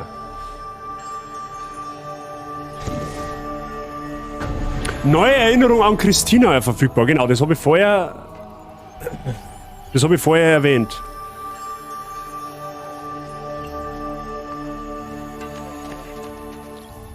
So. Genau, das war, warte mal, da muss doch irgendwo, das Symbol muss aber da irgendwo sein. Warte mal, können wir da irgendwie Anzeige einstellen, ja? Das war mit zauberhaft. Oha. Ja, das macht Sinn. Das macht Sinn. Da ist ein Haufen Stuff. Heilige Scheiße. Nein, nicht zuhauen, die Socken. Geruchsdamage. Ja, das war dann ein Kampf mit Chemiewaffen. Das zählt ja dann auch nicht beim Faustkampf. Da, genau. Gebrochenes Herz ist eine Christina-Mission. Machen wir bei Zeiten. Machen wir nicht. Vielleicht fangen wir heute einmal an. Müssen wir mal schauen. Geruchsdamage ist OP. Mhm. Aber auch nur dann, wenn du nicht der Gedamagte bist. Wenn du der bist, der gedamaged wird, ist nicht OP. Dann findest du das alles andere als wie lustig. So. Am besten noch der anstrengenden Schicht. Ja. So, jetzt passt auf. Was haben wir denn jetzt? Wir haben jetzt Huren, wir haben jetzt Söldner, jetzt gehen uns noch Diebe ab. Nach Adam und Riese. So, dann kann man jetzt aber eigentlich, damit wir uns... Ja, dann rennen wir da her, nehmen wir den Turm da gleich noch mit. Machen wir eventuell den da noch und dann gehen wir da her. Sounds like a plan. Wir konnten jetzt aber... Moment einmal. Wir konnten jetzt aber einfach eine Schnellreisedrucker, könnten uns da herporten und dann da herlaufen. Dann darf man uns fast ein bisschen einen Weg sparen. Ich glaube, das machen wir sogar.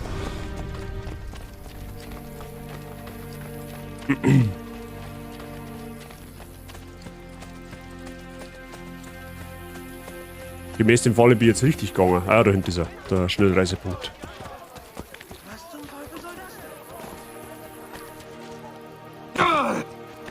So.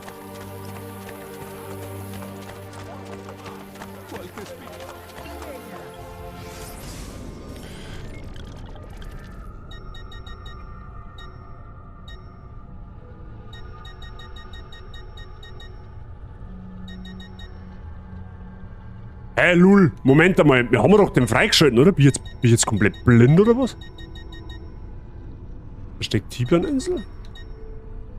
Rosa in Fiore, der Tavernenhafen? Hey, lol, hab ich den noch gar nicht?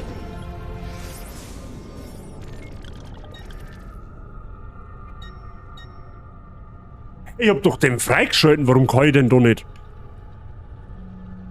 Ach, ich bin ein Idiot, ja, passt schon, Moment. Ich hab den... Das ist der, oder? Alles mehr, Eichinger, krieg's gleich. Ja, da muss ich eine Flaschen holen, das hilft uns nichts. Weil die wird nicht gelangen. Die wird nicht gelangen. Machen wir gleich. So, ja, jetzt macht's Sinn, genau. So, machen wir jetzt erst einmal da den Borgia-Turm da herum. Und schon haben wir 1500 Florin, können wir auch Franken sagen, ja. F steht für Franken. Franken sind zauberhaft, ja. Franken haben gewissermaßen auch Lieblingsnachbarn, gewissermaßen. So.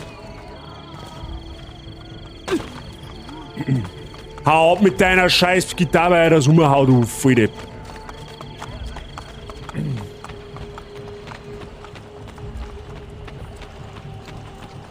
So. F ist Finanzmittel, ja genau. Wir haben ja jetzt 4406 Finanzmittel. Price, das ist eine sehr gute Sache. Ja? Finanzmittel. Du stehst da dafür mit deinem Namen, ja? Wenn da einer dafür steht, kann dann der Price. Die Kinder haben heute noch nichts gegessen. Ja, dann gib ich ja noch etwas. Du mir nicht. Das ist ja Wahnsinn, oder? Hoppala. So, was haben wir jetzt? Pass auf.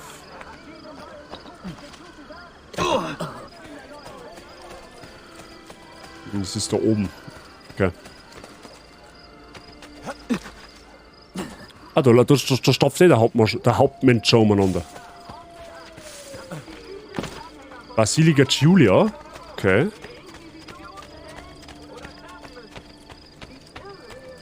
So, mal schauen. Wo geht's denn da jetzt auf? Da? Okay. Oh, der bietet ja zauberhaft auf für einen Kantenkill. Für einen KK, für einen Kantenkill. Aspetta, hier da! Halt Pfotzen. Oh, da ist noch einer. Ja, wie? Der ist jetzt unter mir, oder was?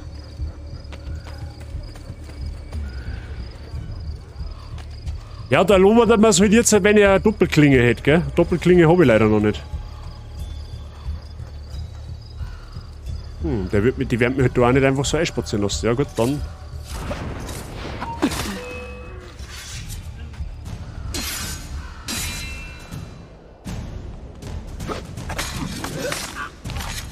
Gut, keiner mitgekriegt. Perfekt.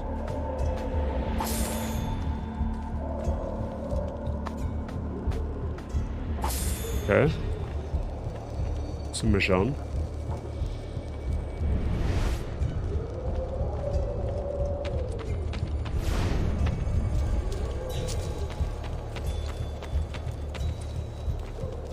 Aha.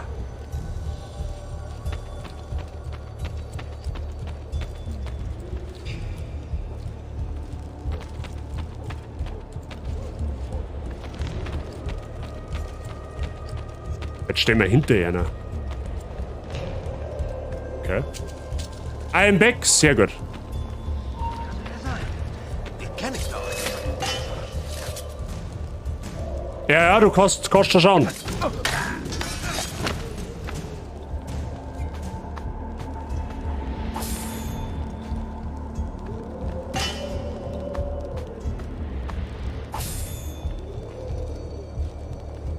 Wifi mag schon wieder saufen. Ja, die hat gerade, die achtet auf meine Dehydrierung. Oder auf meine Hydrierung, so muss man sagen. Ja? Dehydrierung war ein wenig schlecht jetzt in meinem Fall.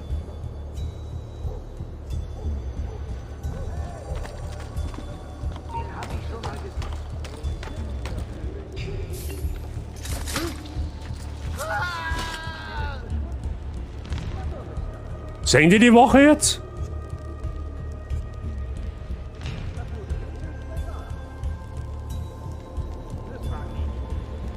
Ja, wie jetzt?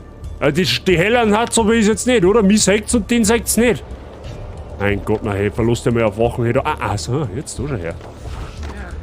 Was geht nur in diesem... keine Gnade für euch! Ja, wahrscheinlich.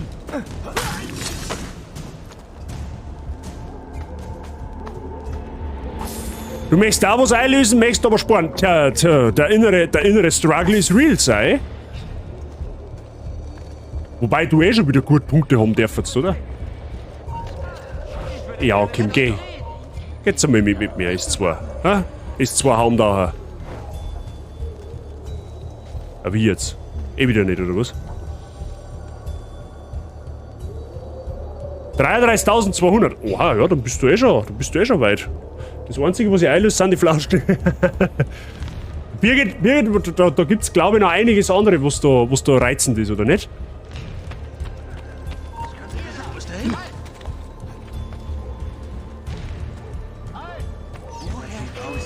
Ah, der haut ab. Nein. Zupfzenk.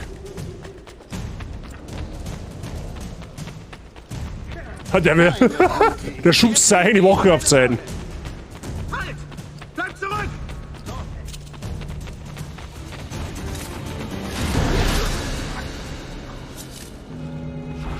Okay, Partytime.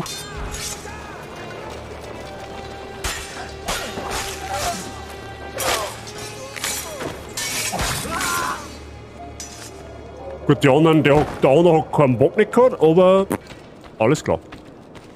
Du hast auch schon wieder 60. Mr. Price, wie schaut's da aus mit einem Willkommenssound? Verstehe die Frage nicht. So, jetzt soll ich die wieder aus der Bude ausfinden. Ja, toll. Ah, da, perfekt. Nice. Ja, aber ich nicht Zweifel an mir. 7.700. Birgit, das ist aber für das, dass du erst ne? Seit kurzem, da bist du aber eh schon eine verdammt hohe Menge, wenn du mich fragst. Das sagt mir, du bist verdammt fair im Stream. Am Zuschauen.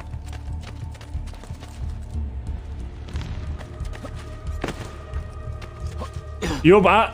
Also, ich brauche nur 140 dafür. Also ich meine, gut, es ist, wie gesagt, steht jedem frei, absolut, ne? Für das ist ja der Request da, aber es ist halt immer so die Frage, ist das Preis-Leistungs-Verhältnis dann entsprechend für eng, ne? Also ich meine, wenn du 200.000 Punkte einlöst für einen Ego-Shooter für einen Stream, dann mache ich das. Die Frage ist, hast du langfristig was davon? Wahrscheinlich eher nicht. So, jetzt soll ich da auf die Burgdorf kommen. Ja eben, das meine ich ja, Birgit. Du bist da nicht so lange dabei, aber du hast schon über 7.500 Punkte. Das zeugt davon, wie viel dass du im Stream bist. Also 7.700 Punkte zusammenbringen ist nämlich nicht wenig auf die kurze Zeit. Du möchtest meistens nur Flaschennädel sein. Ja, das kann ich irgendwo nachvollziehen.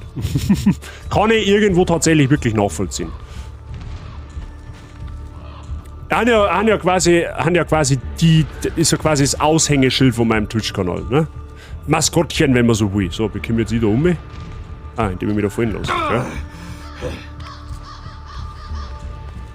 Oh Gott, ich hab den perfekten Willkommenssound für da. Also bei dir jetzt? Ja. Das wird wahrscheinlich geschubst sein, wenn du mich fragst. Also sagen wir mal so, wenn es nicht geschubst war, war ich enttäuscht. Da waren wahrscheinlich alle enttäuscht, wenn er nicht geschubst war. So, jetzt fackelt ich den Turm da schnell ab, weil wie der Mr. Werb schon gesagt hat, nur ein brennendes Türmchen ist ein gutes Türmchen und dann werde ich mir schnell mein Dringer holen. Obergeschubst bitte. Okay, obergeschubst natürlich. Bin gleich wieder da, ich hol mir schnell was zum Trinken.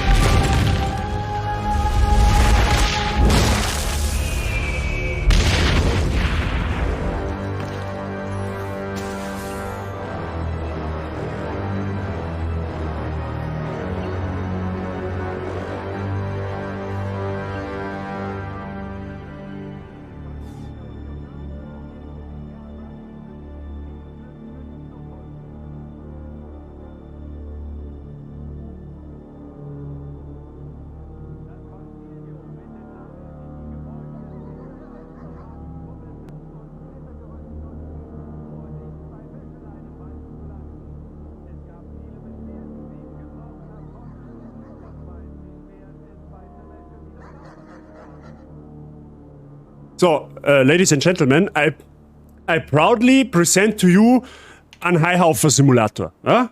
Ich glaube, ich weiß nicht, ob es einen Haihaufer-Simulator schon gibt, aber ich habe mir jetzt ins Leben gerufen. So, passt's auf. So. Gut, dann kriegt jetzt 2-4 ASMR einschenken. Machen wir da mal leise.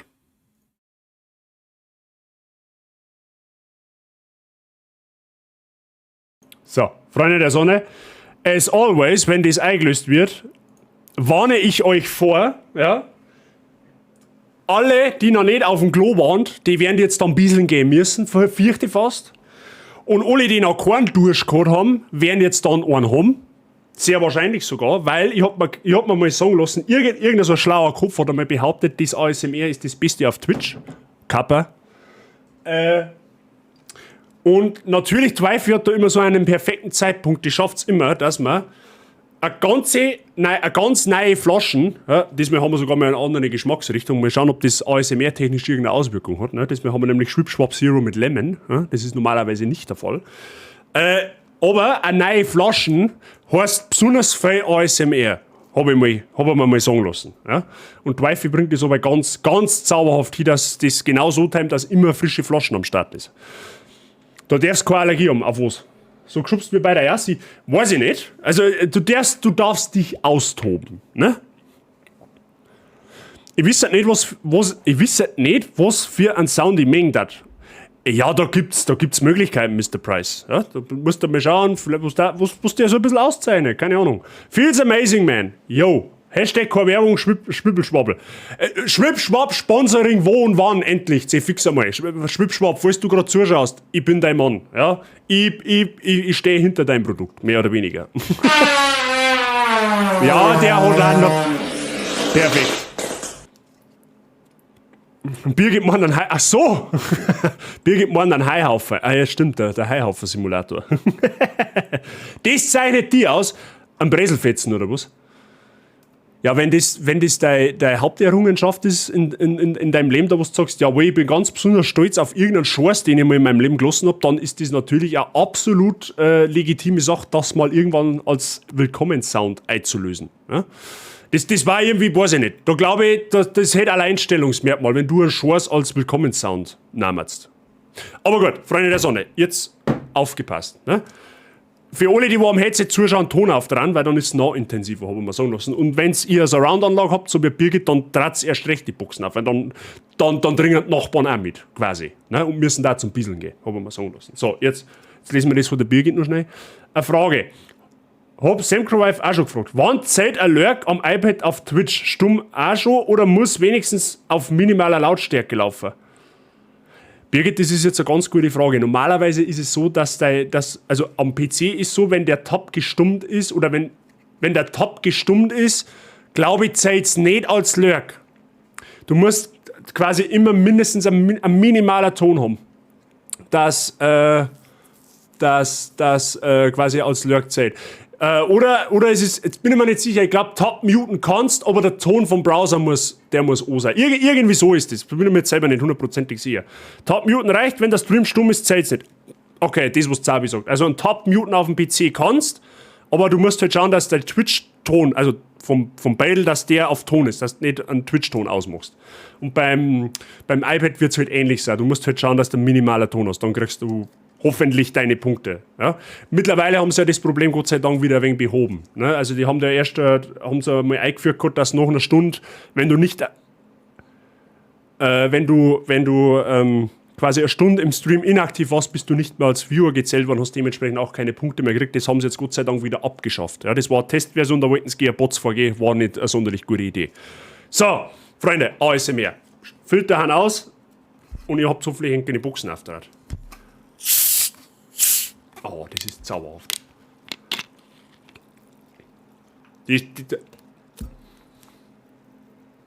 Sprudelt jetzt schon so gut. So, Freunde der Sonne, aufgepasst.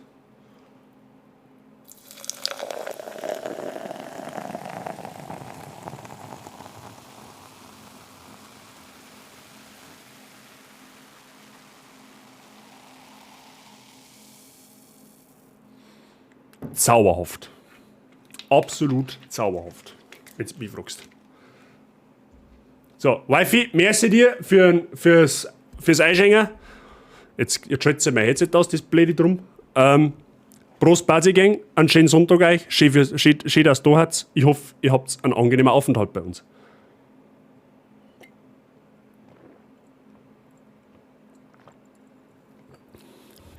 Perfetto, wenn du jetzt die Filter noch auslöst, löse ich einen Flauschknädel auch noch ein. Was für Filter auslösen? Filter, ja, die haben jetzt aus aktuell. Dann hört man es wieder schnuffen. Ja, löse ein. Sie fix, das mag ich aber ja sein. Ich habe Ihnen gesagt, Triggerwarnung.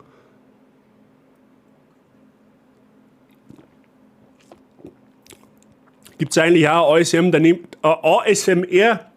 daneben schütten? Nein. Da ist mir mein Setup schon asozial, abgesehen davon. So, jetzt kriegt Wifi noch gleich einen Flauschknädel, weil wenn wir schon dabei haben, haben wir schon dabei. Und dann den wir weiter zocken, da die sagen.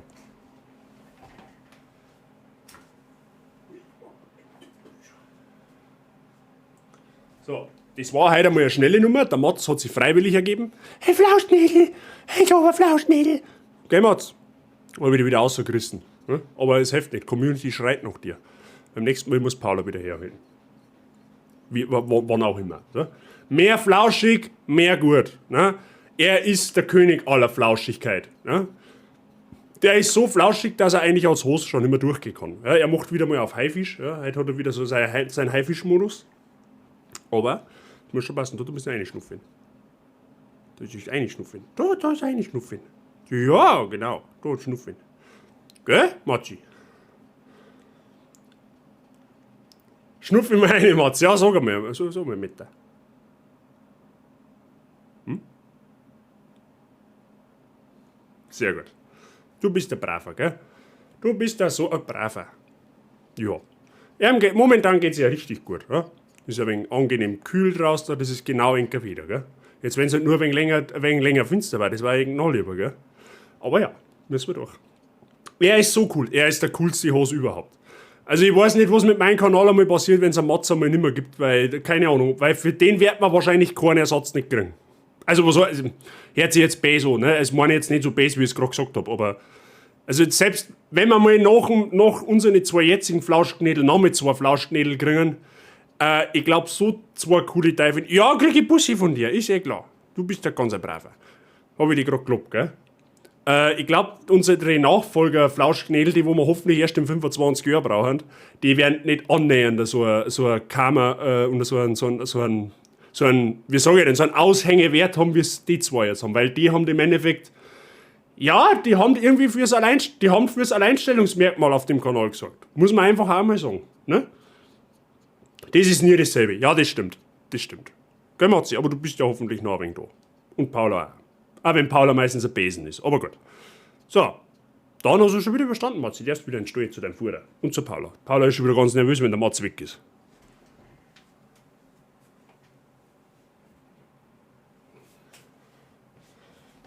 So. Freunde der Sonne. Wifi, ich denke mal, das passt. Ich denke mal, du bist zufrieden, aber das mich wundern, wenn nicht. Aber mit einer frischen Flasche ASMR einschenken und einen Flauschknädel, der schnuffelt und mir noch ein Bussel gibt. Ich glaube, für Flauschnis Overload ist heute schon wieder gegeben gewesen, ja? Im Stream. Sehr gut. So, jetzt machen wir wieder Ton an. Und mein Headset soll ich halt, wenn möglich, dann auch anstecken, weil sonst ist für mich ein wenig eine trüsterne Geschichte. Das will ich ja dann auch nicht haben. Warum sie das Sau drum jetzt auf einmal ausschaltet, ohne dass es vorher eine Meldung gibt. Da war jetzt gestern ein Update, da hätte ich schon wieder halber einen Schlaganfall gekriegt vom Stream. Vor mir kommt mir ein Update reingeflogen. Ja, IQ bitte updaten, dein Headset geht nicht. Ja, toll, super, sag 20 Minuten vor dem Stream, super. Da habe ich schon wieder die schlimmsten Befürchtungen gehabt, dass du wieder alles zusammenschießt. Weil OBS und so. Gut. So, Freunde, jetzt passt's auf. Ja, Gerät ist einsatzbereit, deine Mama ist einsatzbereit, habe ich gehört. Gut. Dann schalte ich da schnell geschwind wieder um. Und dann zocken wir weiter.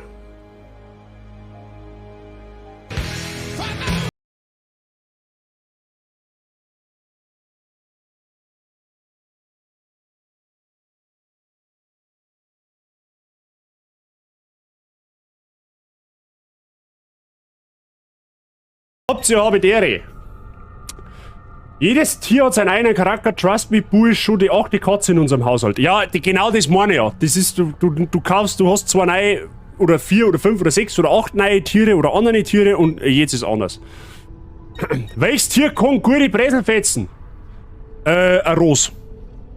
Trust me. Trust me. Wenn er da sagt, dass er Pferdl Schors lassen kann, dass du sagst, gibt's das. Ja? Selber schon mitgemacht. Ja?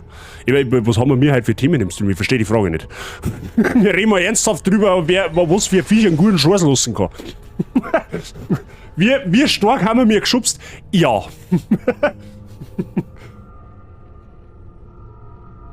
Gut, wo haben wir jetzt stehen bleiben? Wir haben jetzt den Borgia-Turm gemacht.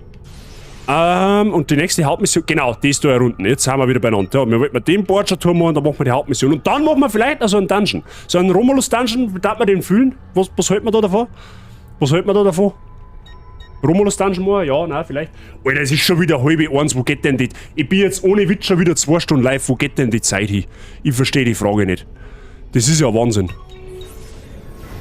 Das sind die wichtigen Fragen. Wart schon bei den Huren? Ja, die haben schon, die haben auf unserer Seite, quasi. Die fühlen unser Anliegen. Ja, ich schau mal, irgendwo finde ich schon mal an. So, da haben wir jetzt so eine Sehenswürdigkeit, oder Aquädukt, oder wie das heißt. Dieses Wartzei, ja genau, das kostet schlappe 28.700 Finanzmittel. Du kannst mir mal fett am Arsch lecken. Du meinst, die Inflation hat mich nicht betroffen, oder was? Die haben wir noch nicht. Die sind anwesend. Es war komisch, wenn die nicht anwesend waren. Sogar da ganz ehrlich, wie es ist. Mittlerweile. Ja? Oder haben wir einen Viertelstall? Ja, ich tue jetzt der Frau Bazia mal ein bisschen was Gutes. Ja? Ich tue mich auch mal um Pferde kümmern. Und weil wir ja gerade von der Flauschigkeit geredet haben, kaufen wir für 700 Finanzmittel einen Pferdlstall. Ja? Muss auch mal sein. Die liquiden Mittel geben das gerade her. Ja, die vor allem wenn Birgit das schreibt, das Tipf da hat das nochmal ganz andere Bedeutung. Gell? Eine intensivere Bedeutung, wenn du mich fragst. Gebt die Straße frei für die Guardia! Ich hau dir gleich von deinem Pferdl, aber das sagt er, wie es ist. Sind Pferdeäpfel vegan? Eigentlich ja. Weil es ja dann schon verarbeitet ist. Und Mist seid ja bekanntermaßen als Dünger. Und Dünger ist pflanzlich.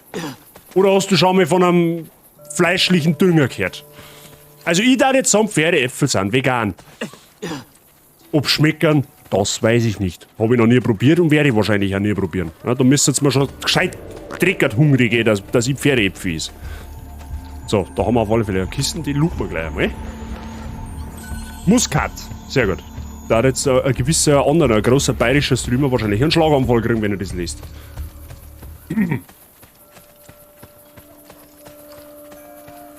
Ja, fleischlichen Dünger kriegen wir meine Apfelbaum. Was ist denn Mr. Cube, was ist denn bitte ein fleischlicher Dünger? Muskatnuss, ja genau. Du hast verstanden.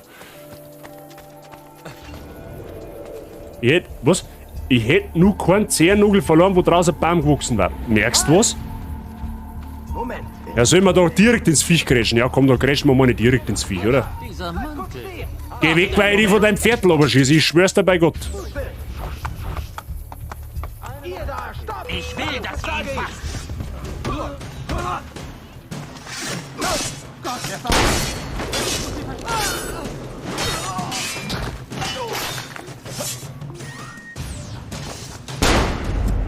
Ich hab das satt, ich schieß dich vor deinem Pferd, aber. Bist selber schuld. Brauchst du jetzt hinterher nicht beschweren. Man, gut, kannst du nicht mehr, aber.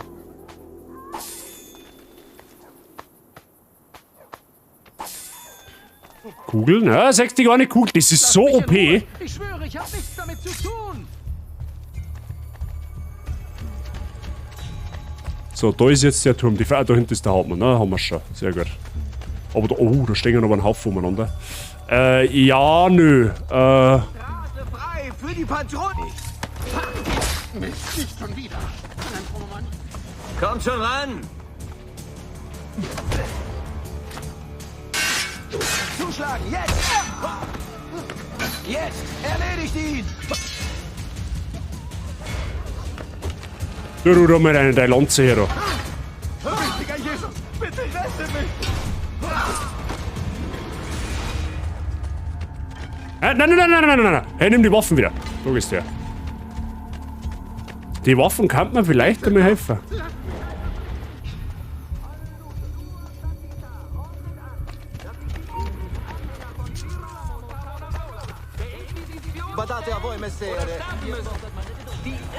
Seid euch eurer Umgebung stets bewusst.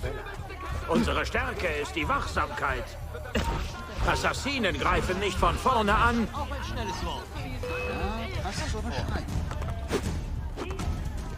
Wie haut der ab, oder was? Ey! Illegal, der haut ab. Ja, indem du da vorlaufst, das ist eine super Erfahrung, die du da hast. Alter, die Mistsau, die ist einfach davor gelaufen. Das, wenn ich vorher gewusst hätte. Ja gut, dann richten wir jetzt ein Gemetzel her, dann hilft's ja nicht.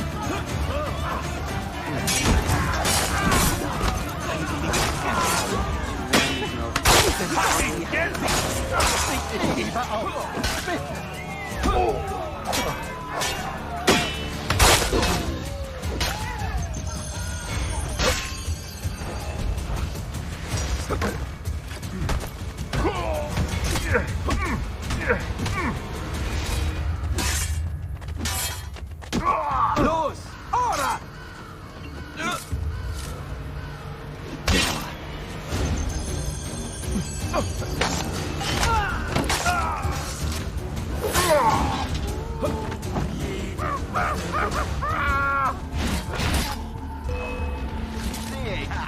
Oh, komm, zupf die.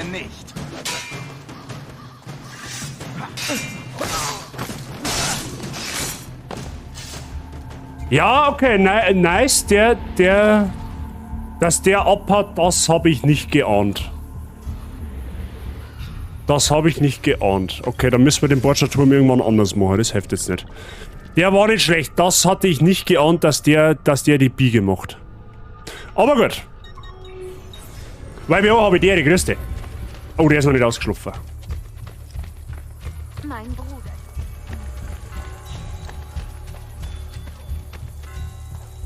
Normaler Dünger plus Fleisch durch den Fleischwurf ist das Beste. Und gut, dass da Kappa dahinter steht.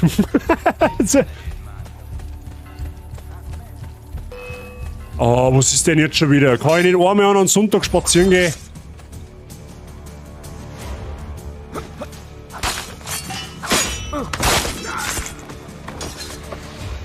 Wechselst du, so einfach ganz. Oh nein, ich will mich da festhalten! Okay. Wenigstens alles noch. Es überlebt halt auch kein normaler Mensch nicht von da oben, ne?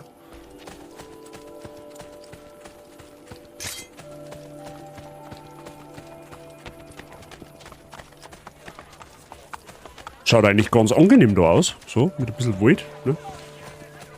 Apropos, ich weiß jetzt nicht, wie ich jetzt da draufkomme, ne? Mit dem Stichwort Wald.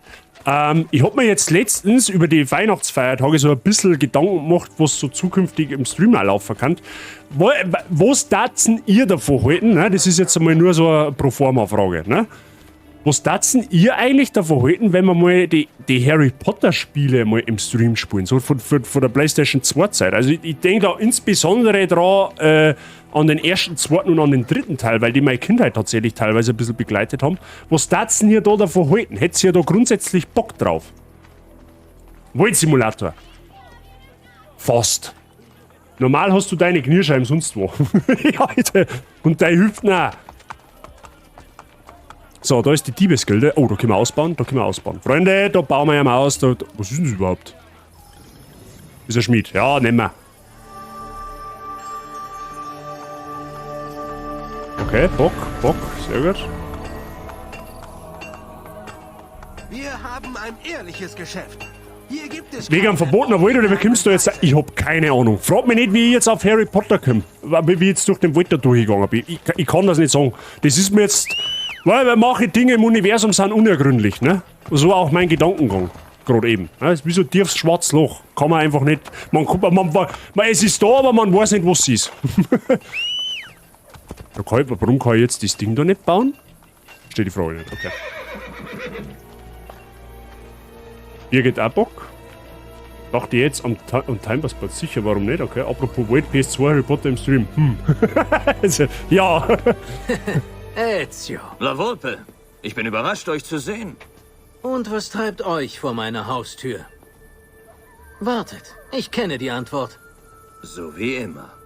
Ihr wollt meine Spione einsetzen. Dann helft mir. Um Machiavelli zu helfen? Nein, danke. Dieser Mann verrät unseren Orden. Ein ernster Vorwurf und das von einem Dieb. Habt ihr Beweise? Er war Botschafter am Hof des Papstes und ist als persönlicher Gast von Cesare gereist. Ich weiß auch, dass er euch kurz vor dem Angriff auf die Villa verließ. Machiavelli mag nicht allen gefallen, aber er ist Assassine. Kein Verräter. Mich überzeugt das nicht. Wird sie auszustellen? In diesem Moment trifft er jemandem im Trastevere. Wollt ihr mich begleiten? Ich folge euch.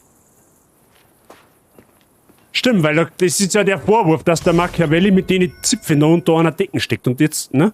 Machiavelli zusammen mit La Volpe belauscht und La Volpe überreden, sich wieder der Bruderschaft anzuschließen. Volle Synchro. Grimmer bei der Verringerung des Bekanntheitsgrades nicht entdeckt werden, bis zum Treffen mit La Volpe in der Diebesgilde unentdeckt bleiben. Das hört sich schon wieder sehr kompliziert auf für mich, ne? So, was müssen wir jetzt da? La Volpe auf dem Markt treffen. Okay, ja gut. Dann, ja. Kann ich jetzt den immer noch nicht kaufen da, oder was? Scheiße. Okay. Ja, dann gehen wir mal shoppen, hätte ich gesagt.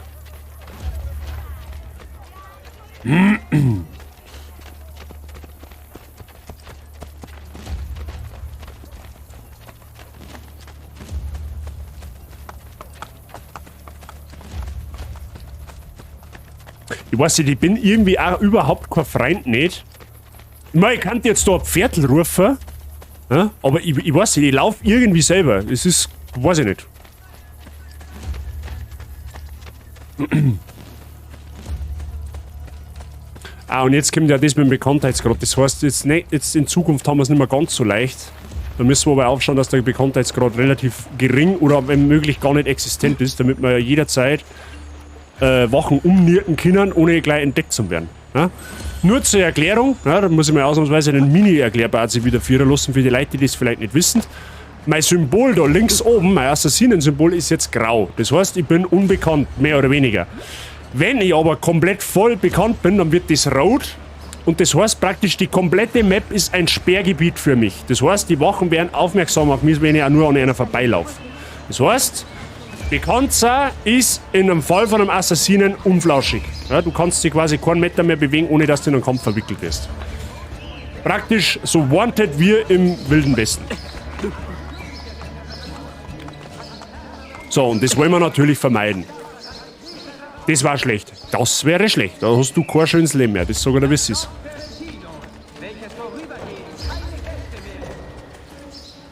Ach, da oben, ich denke mal schon, wo ist er denn?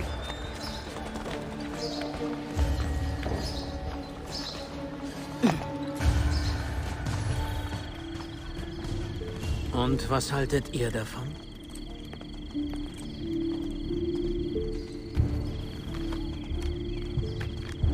Mhm.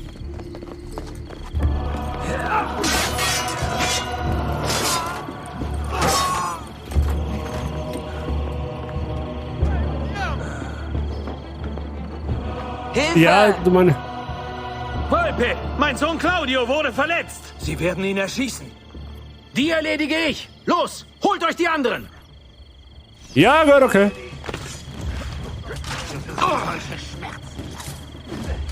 Ich wirf dir einen Brunnen rein, was hältst du da davon?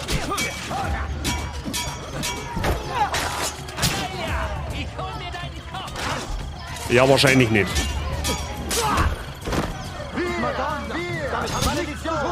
Bitte Gott, lass mich leben! Bitte Gott, lass mich leben!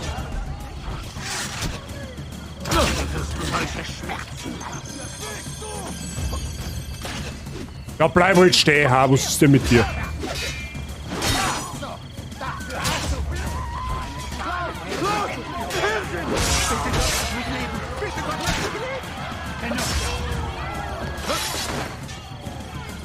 Also Volpe, ich habe jetzt 5 ausgeschaltet und du noch nicht einmal einen, oder was?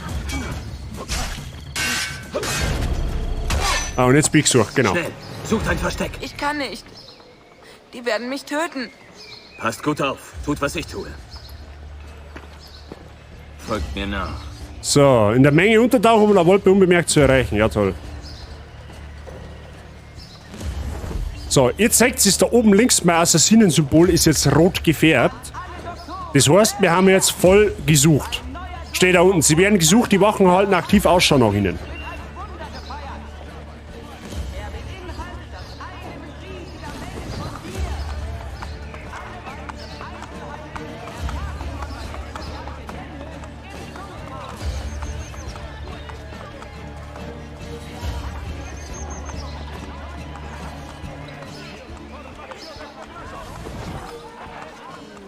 Gut, aber Gott sei Dank haben da nicht so viele Wachen, die uns in Kanten gerade.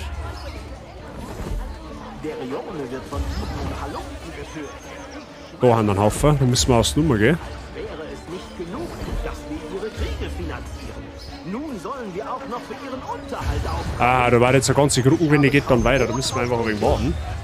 Wie geht das wieder weg? Indem wir zum Beispiel Steckbriefe in der ganzen Umgebung, also in der ganzen Stadt hängen an gefühlt jeder Eck irgendwelche Steckbriefe, die kannst du abreißen. Dann sinkt dein Bekanntheitsgrad. Oder du bestichst Herolde, die wo halt irgendwelchen Scheiß über die verzeihen. Dass sie quasi was anderes labern und nicht gerade über die.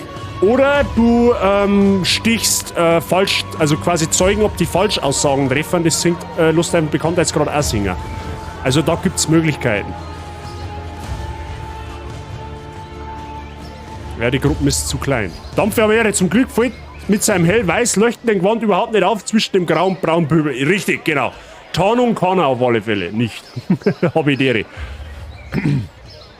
Jetzt müssen wir warten, bis das da mal eine anständige Gruppen von Leuten hergeben, weil sonst, bei mir kann man da hinten gehen, jetzt bei so Wacht.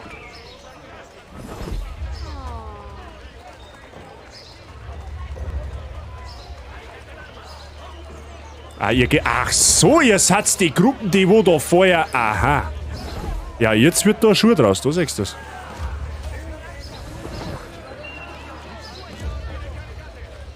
Ja, jetzt steht's aber an, gell, Freunde. Jetzt müsst ihr euch schon einigen, wer wann wo hingeht, weil sonst da kriegen wir ein Problem.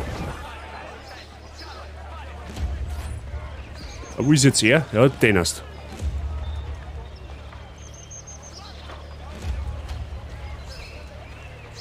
Doch, hab ich. Du müsstest halt einfach nur Ausrufezeichen Dampfe schreiben, dann darf's gehen. Sei, schiebst nicht auf den Chef. Keine gute Idee.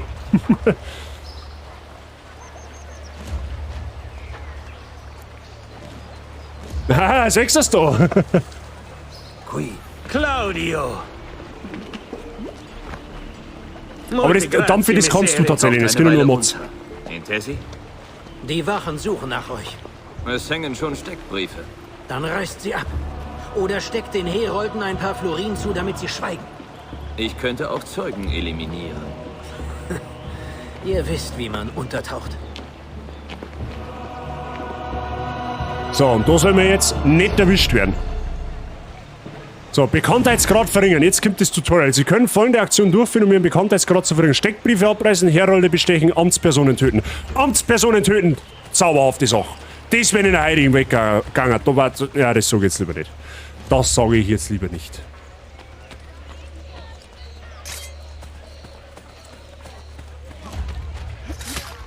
So, eine Amtsperson töten sinkt, Lust an Bekanntheitsgrad um 75% sinken, Simpel an Steckbrief abreißen um 25% und an Herold bestechen um 50%. Ja? So, und schon haben wir wieder anonym, die Wachen haben keinen Peil mehr von uns. Irgendwie zauberhaft, ne? Die wissen 5 Minuten von dir und 5 Minuten später wissen sie nichts mehr von dir, wie wenn nie was gewesen war. Amtsperson plündern, Kanselohner, gibt's meistens einen Haufen Gold. Ja, okay, 82 Finanzmittel ist jetzt alles andere als ein Haufen, aber gut. Besser ist nichts.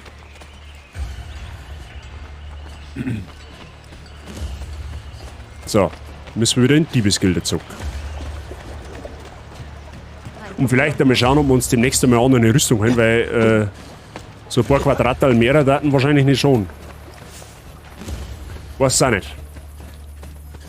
Wann und wo spielt ein Assassin's Creed Brotherhood? Rom Anfang 15. Jahrhundert. Also jetzt aktuell haben wir im Jahr 5.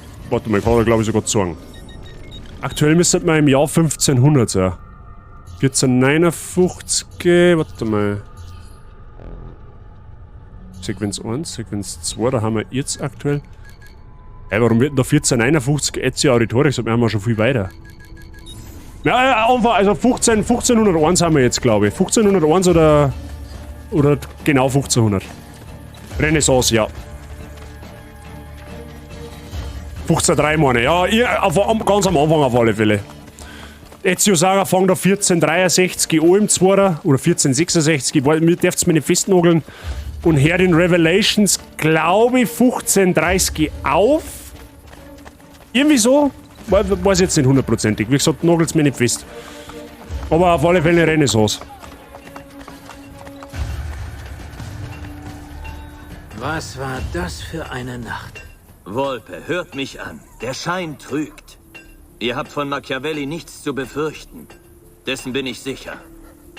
Ich habe euch für Claudius Rettung zu danken. Wenn ihr sagt, Machiavelli sei unserem Orden treu, glaube ich euch. Also, was ist mit den Dieben? Wir wollten dieses alte Gemäuer reparieren, aber nun, da wir zusammenarbeiten, würde ich gerne wissen, was ihr denkt. Wir müssen vor allem die Borgia fernhalten. Vielleicht als Taverne getarnt. Ja. Das gefällt mir. Dann soll es so sein. Alter, der Ezio ist halt einfach rich des Todes, wenn du mich fragst. Der kommt für sämtlichste Renovierungen auf, die wo für Nutten ein neues Bordell baut, für Zöldner eine neue Burg baut. Jetzt bauen wir noch eine Taverne hier, damit wir mal saufen können, wenn es pressiert. Also ich meine, okay. So viel Geld haben.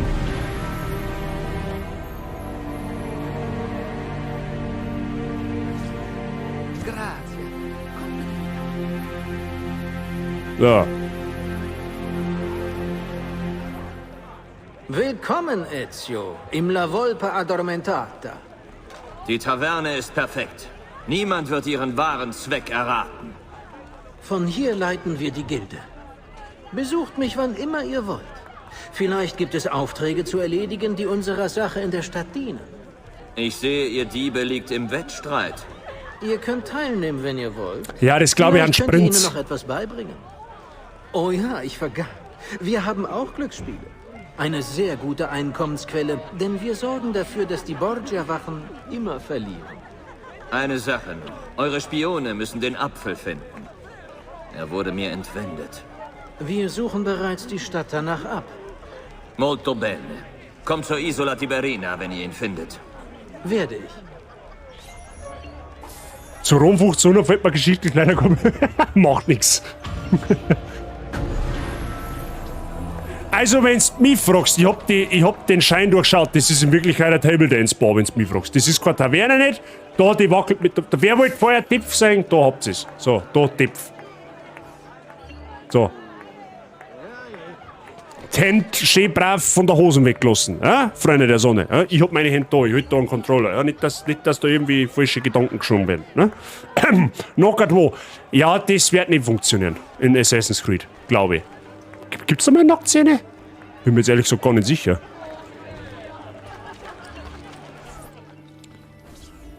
Gut, perfekt. Können wir jetzt endlich... Ja, den erst. Achso, der ist schon freigeschalten, oder was?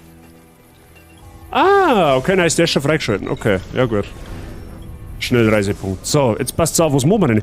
Machen wir Romulus Versteck, beziehungsweise man kann den scheiß Turm noch mal probieren, da wo der andere einfach stiften gegangen ist. Das machen wir jetzt noch schnell. Da machen wir das Romulus Versteck noch, dann ist... Boah, leck mich am Arsch, ey. Die Zeit vergeht. You got respect, man! So, wo ist denn da jetzt... Ist da kein Fraktionsgebäude mehr, oder wie? Na gut, das wird mir wahrscheinlich erst angezeigt, wenn ich den Turm da habe. Ja, okay. Das Einzige, was mir geschichtlich einfällt, die Kleidung wirkt ein bisschen altertümlich dafür, dass wir eigentlich am Ende des Mittelalters sind. Ja, das ist wahrscheinlich an Altair geschuldet. Ja, oder der Assassinengilde an und für sich. Die ist ja... Ja, wobei, kann man das so sagen? Altair war auch mehr... Also der war eigentlich komplett weiß. So, ne?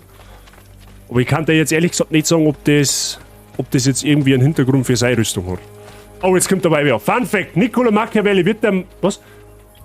Niccolo Machiavelli wird der Machiavellismus zugeschrieben, eine hauptsächlich negativ konnotiertes Persönlichkeitsmerkmal und zugehörig zur dunklen Triade. Narzissmus, Soziopathie, Machiavellismus, findet man vor allem bei Personen im politischen Spektrum. Machiavelli liegt ja in seinem Werk 2 Prinzipe, wie auch immer, einen gewissen anthropologischen Pessimismus zugrunde.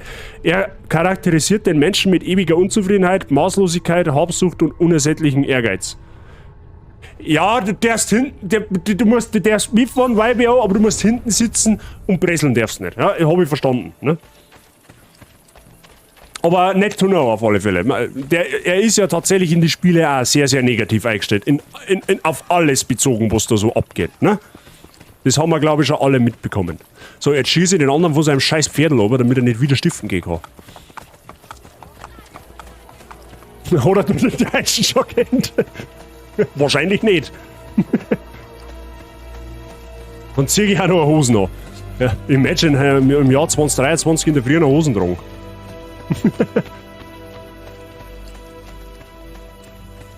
Da haben Wörter jetzt drin in dem Text, da brich ich mir die Zunge. So, wie komme ich jetzt da auf? Wahrscheinlich. Oh Gott, das ist so dumm gemacht, da musst du von vorne reingehen. Wahrscheinlich. Also ich hoffe jetzt einmal, dass der Idiot wieder da ist.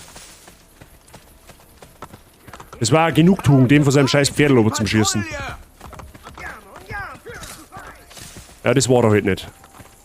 Das war er halt nicht. Excuse me, wir haben 2023. Ja, da haben Hosen out, hab ich gehört.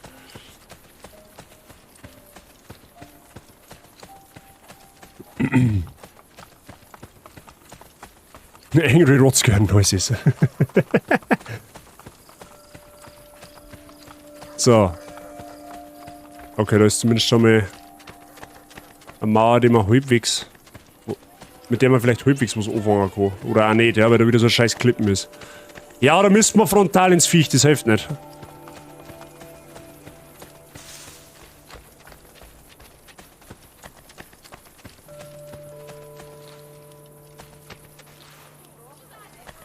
Okay. Der hat Wachen an wieder da, das heißt, der Borgia Vollidiot ist wahrscheinlich auch wieder da. Das heißt aber, wir müssen mal Obacht geben, dass wir mir jetzt den nicht alarmieren, bevor.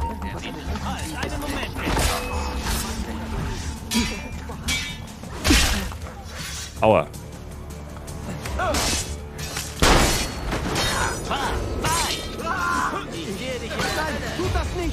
Au! Den Senker einen Stachel bei eng gehalten, dankeschön.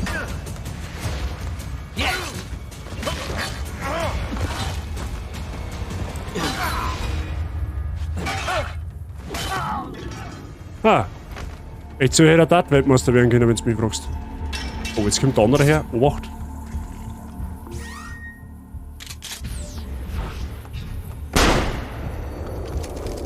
Ja, Schnauze, Paul. 2023 pick ich mich nicht mehr mit den Händen auf die Straße, sondern mit der Unterbuchs.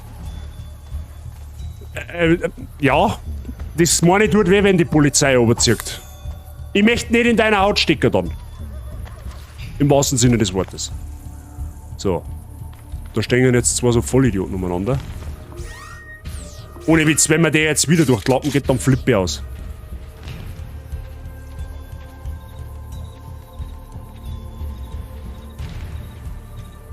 So.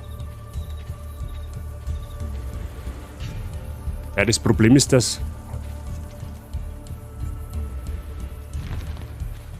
Warte mal, lauft der weg, wenn ich jetzt eher mal Wurfmesser aufwirf? Hat der andere dann ab?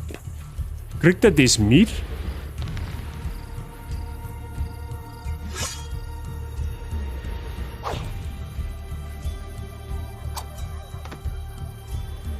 Ah lol, man kann zwei gleichzeitig werfen? Okay.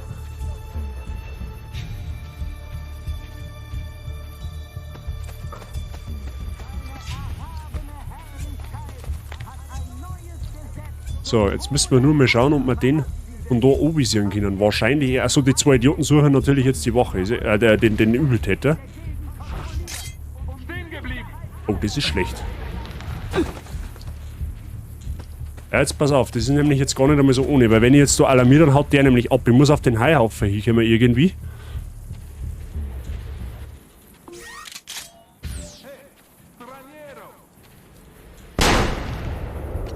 Boah, jetzt hätte ich auch mal... Oh, das war jetzt vielleicht nicht unbedingt meine schlaueste Aktion, die ich jetzt da gemacht habe. Ach so, die sind die Wache jetzt dahinter.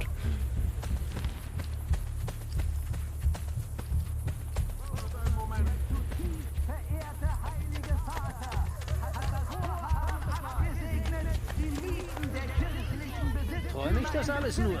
Wahrscheinlich. Boah, leck mich am Arsch. Jetzt... War da jetzt schon bald in die Hosen gegangen, du, gell? So. Bist du ihn ausrüsten?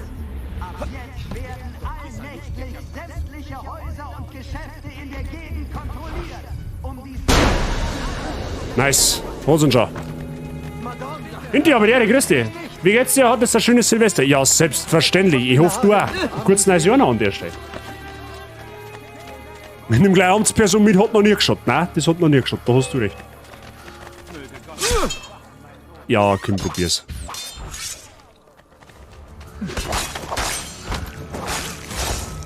Der Hauptmann ist ja tot, das heißt...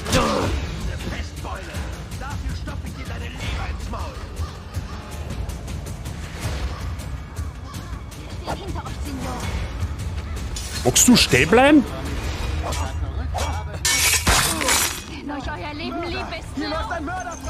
Okay.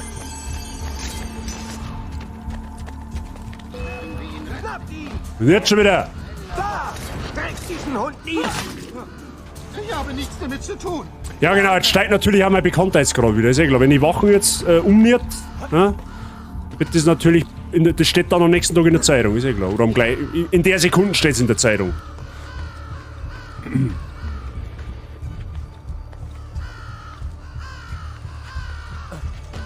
So, dann müssen wir wieder umschwingen.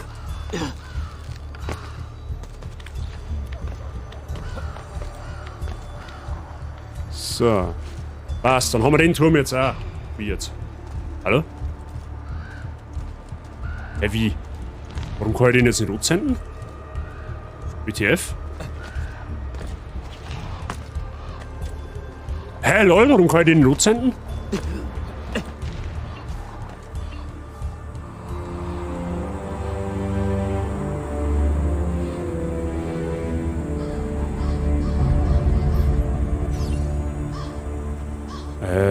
Lol. Okay, warum kann man den jetzt nicht ansenden?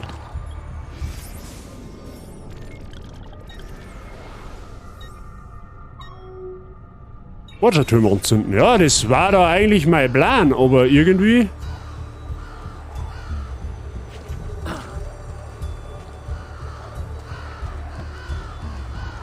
Okay. Ich verstehe die Frage nicht.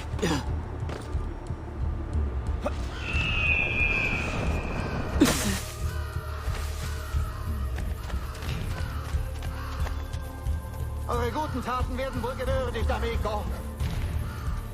Hä? Check's nicht, warum kann man den nicht ansenden? Ja gut, dann muss ich mir dann nochmal umschauen, wenn's...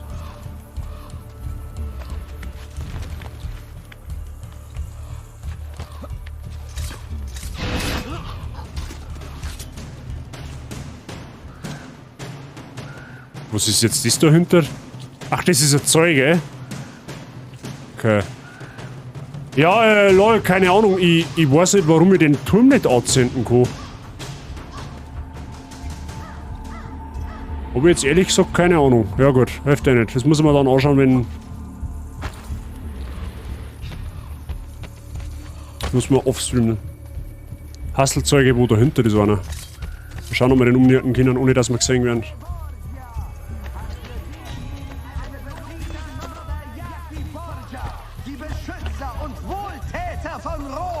Da schaut also Herold, den können wir auch gleich. Werden wir mal bestechen, den Typen. Den kenn ich doch. Ihm nach, Brüder!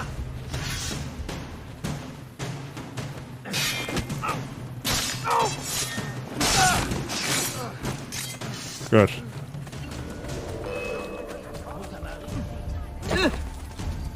Ja, jetzt kommt Volksfesttruppen, ist eh klar.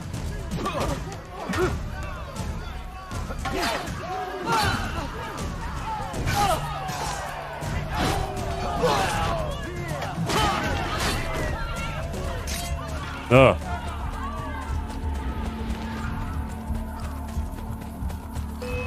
Oh, geht's wohl nicht auf die Eier. Ich möchte doch nur die Amtsperson da umnähen.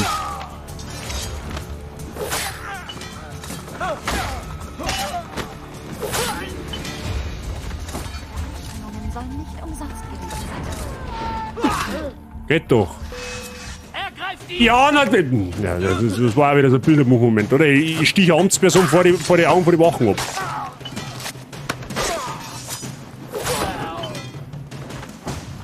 So, haben wir es jetzt endlich. Darf ich jetzt? Dankeschön. Amtspersonen waren schon oben die Besseren. Ja, genau. Sehr gut, so muss es auch sein. Ich hab gestern mit Let's Go Pikachu angefangen. Oh, und was sagst du dazu?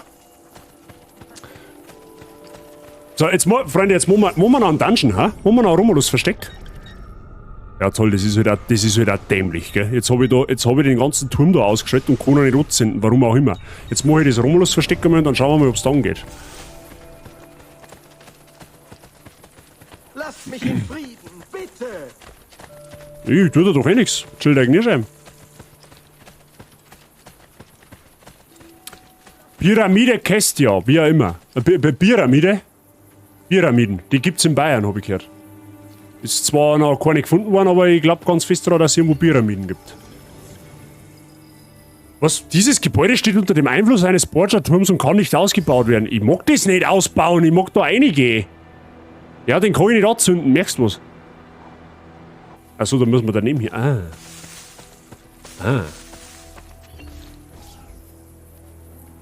So, eine an Kanal. Dungeon Time, Freunde der Sonne. Dabei trinke ich mal.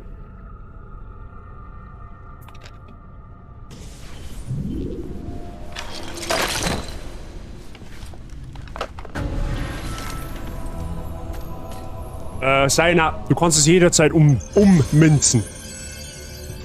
Den Bau der Anhänger finden. Volle Synchro, die Erinnerung innerhalb 8 Minuten beenden. Ja, genau, das Thema haben wir letztes Mal schon gehabt.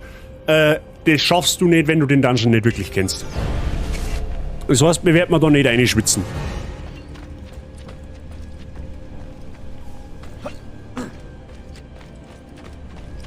Ich glaube, das ist sogar, glaube ich, das Labyrinth.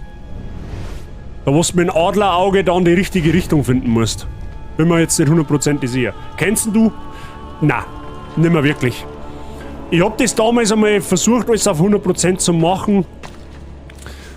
Aber es ist schon gescheit schwer. Vor allem die Dungeons, die auf Zeit laufen. Da musst du halt wirklich genau wissen, an welcher Abzweigung du weg musst, wo du aufklettern kannst, wo du hinklettern musst. Du musst halt wirklich den ganzen Dungeon auswendig wissen, weil sonst schaffst du es nicht.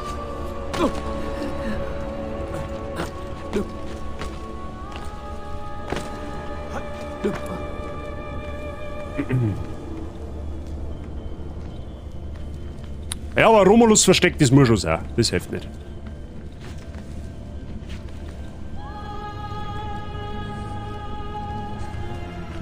Ja, du gibst ihm halt die Münzen, wie es halt du fürs Competitive brauchst. Und im Idealfall lässt das halt dann so, weil es halt die Münzen haben halt nicht billig, ne? Die kriegst du halt nicht so einfach. Die werden da halt jetzt nicht nachgeworfen. Also wenn du dein Wesen änderst, solltest du wissen, welches du nimmst. Der Dungeon ist sehr verwinkelt, ja. Ja.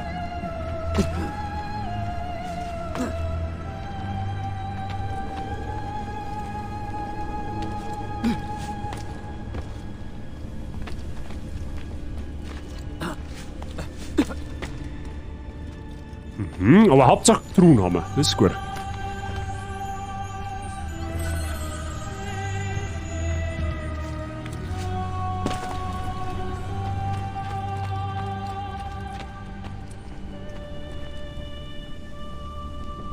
Ja, genau, und das ist nämlich jetzt das. Jetzt, wenn du da blind das auf 8 Minuten das musst du halt auch erst einmal wissen. Du musst das Adlerauge aktivieren, damit du siehst, in welche Richtung das weitergeht. Ja, jetzt, wenn du den Dungeon nicht kennst und dann versuchst, das auf 8 Minuten zu machen, du biegst dann da rechts ab, dann hast du schon verspät. Ja, weil da kommst du nicht mehr zusammen. Ich lasse mir halt jetzt Zeit, ne? Weil, warum nicht? Ein Terrakotta-Gefäß? Terrakotta-Gefäß, nice, nice.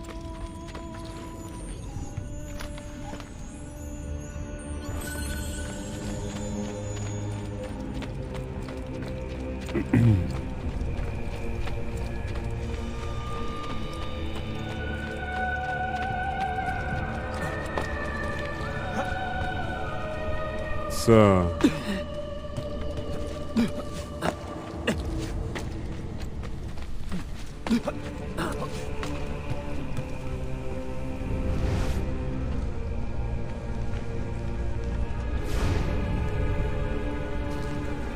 Ja, das ist jetzt auch so. Gibt es jetzt zwei Wege. Entweder einen mit Aufzug oder einen nach links.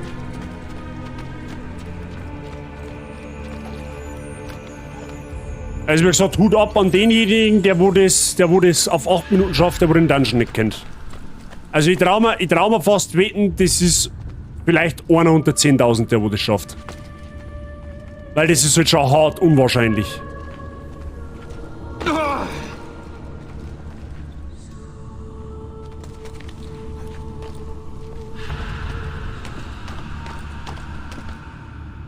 Okay, was ist jetzt? Okay, Spey, danke dir, dass du die einfach random minimierst, obwohl ich gar nichts mache. Das ist eine sehr zauberhafte Aktion von dir. Nice. Lul.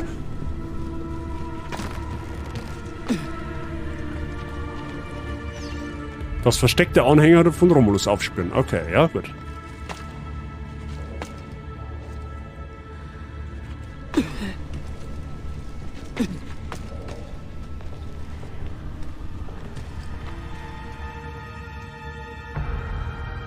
Oha, da geht's aber ganz schön weiter, wie du leck mich am Arsch.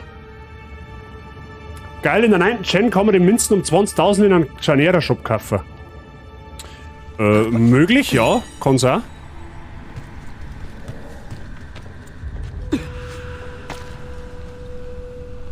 Okay, wir müssen noch rechts weg.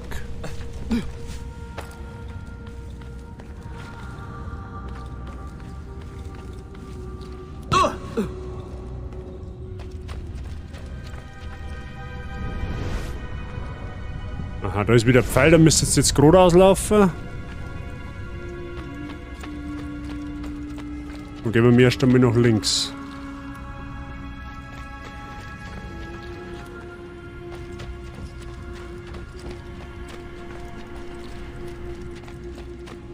Da, weil das ist dann auch vor mir so verwinkelt, das, wie gesagt, das kannst eigentlich, das ist eigentlich fast unmöglich, dass du das ohne Üben schaffst.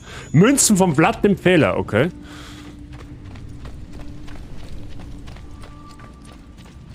Lohnt sich halt auf jeden Fall, dass man sich umschaut, weil wie gesagt, da gibt es recht seltenen Loot.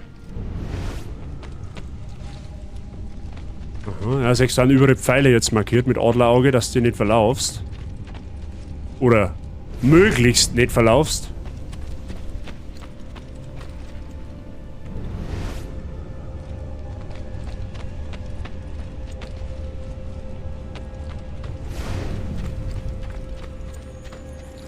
Aha.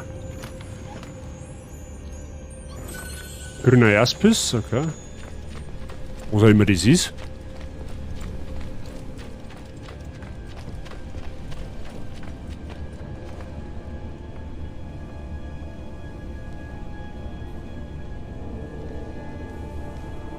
Okay.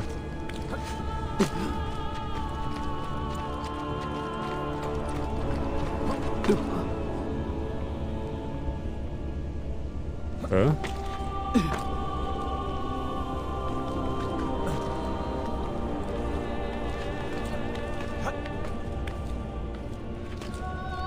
Wollen wir nochmal umdrehen, weil, ja, hätte er sagen können. Oh, wenn das jetzt ein Dark Souls war, das war sowas von selber Hidden Wall. 100%. Gibt's aber in Assassin's Creed nicht. So, da geht's noch rechts weg.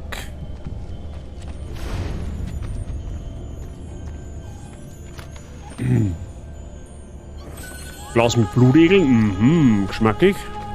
Schöner Auflauf am Sonntag.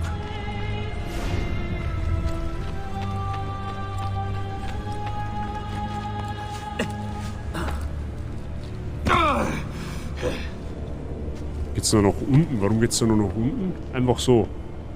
Okay.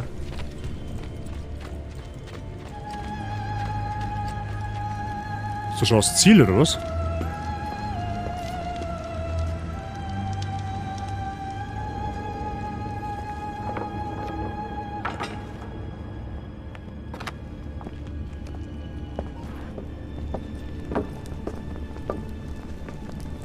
Ja.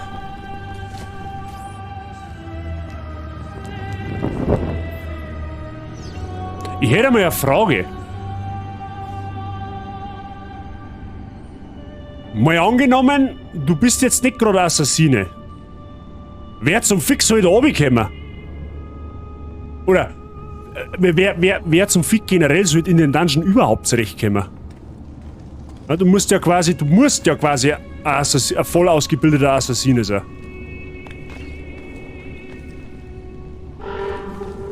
Ja genau, da läuft jetzt die Zeit ab, die wo für die volle Synchro verantwortlich ist.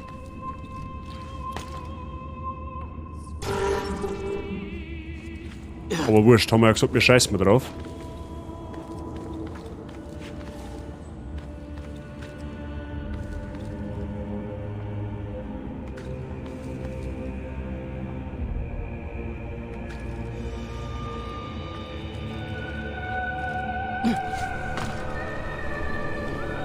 Okay.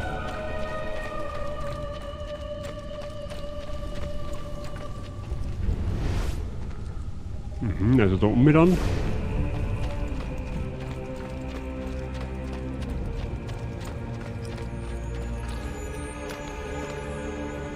Machst seit deinen 3. Orden? Sehr schön. Was hast du in deinem Team? Macht viel Spaß. Ja, Let's Go ist wirklich ein schönes Spiel, da kannst du nichts sagen. Hat mir auch sehr Spaß gemacht. Definitiv.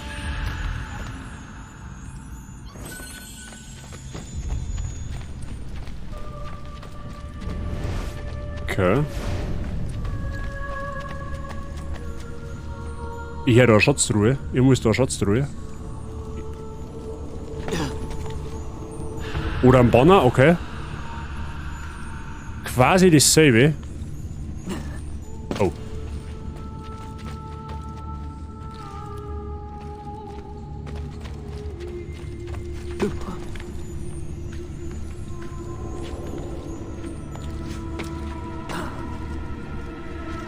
Ah, fuck. Katschuk-Bibliotheks Bisa-Knosp und Menke. Ja, dezent OP. Ja,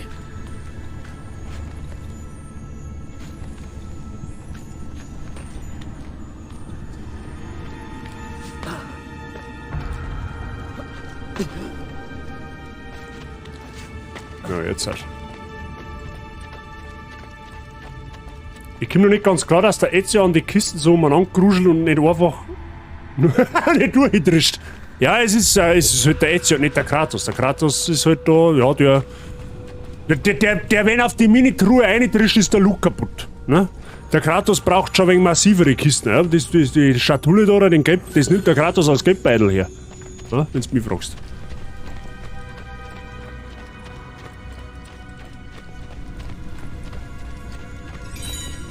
Ja, den Borgia Banane mit. Wird man zwar eh nicht voll sammeln, aber immerhin.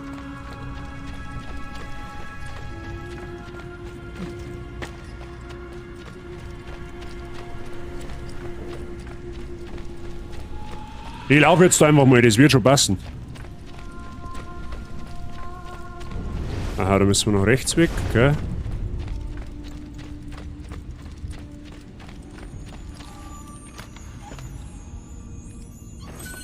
Elfenbein?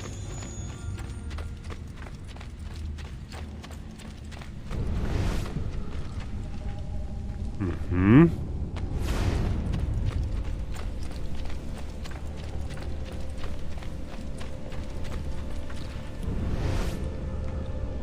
Ah, okay, jetzt haben wir wieder da, wo wir vorher waren. Okay.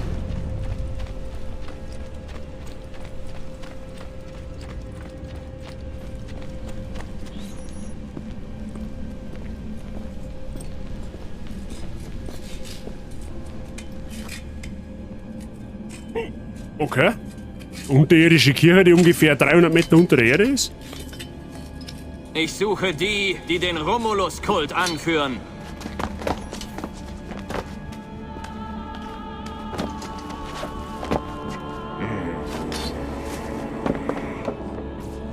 Ah ja. Schmaler Grad zwischen Elfen und Elben. Im Sklam. Ja, der Grad ist schmal, da hast du recht. Ich bin aber eher der Fan von Elben, wenn du mich fragst, ne? Elben ein bisschen cooler als Elfen. Weiß auch nicht.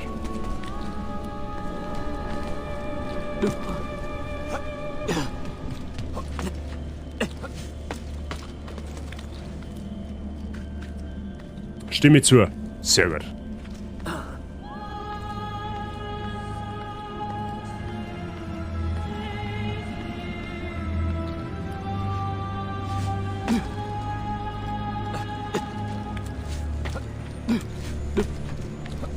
So.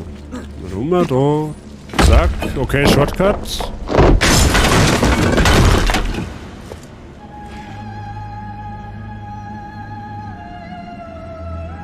Perfekt. Ein Rückweg, wenn ich falle. Easy.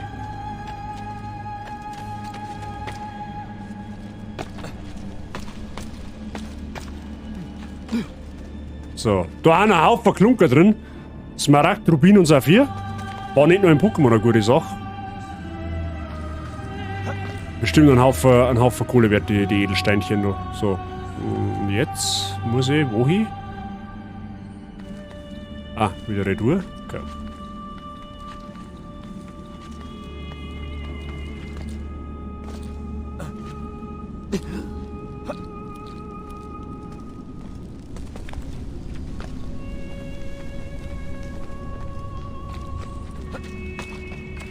Das erinnert mich aber jetzt auch so ein bisschen mehr an Ägypten. Was, also so ein Pharaonengrab, mehr oder weniger.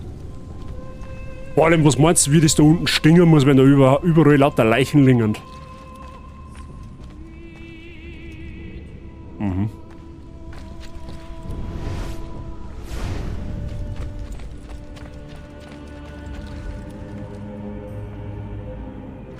Okay. Ah ja, lol.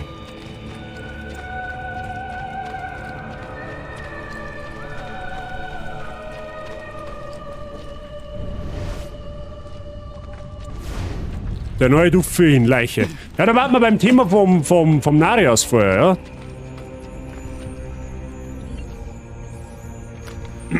mit der Geruchswaffen.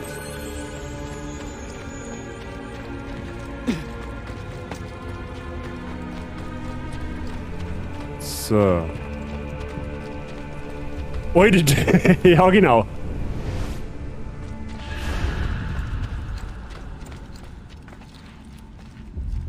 Für den Duft kannst du dann sterben quasi. Der ist so gut, du kannst sterben dafür.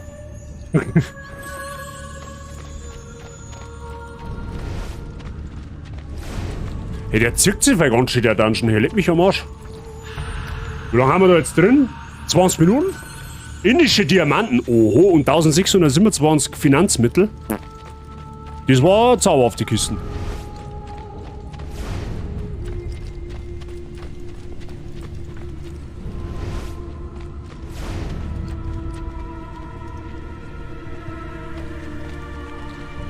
Ah, fragt mir mal zurücklaufen.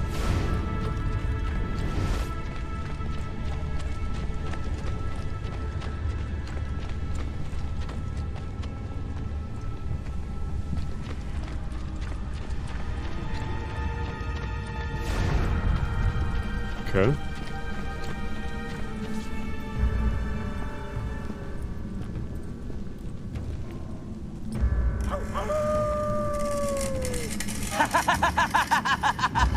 Wer ist denn der Ding? Wolverine. Höre uns, oh Romulus! Was soll mit diesem Eindringling geschehen? Kann er gerade sagen, dass hier alle hops geht. Hört nicht hin! Die Borgia sprechen durch ihn! Kein Gott!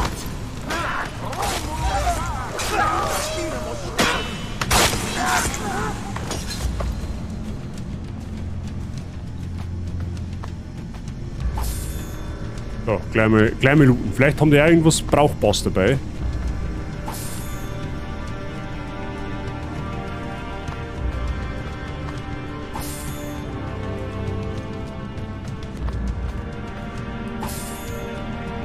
Okay.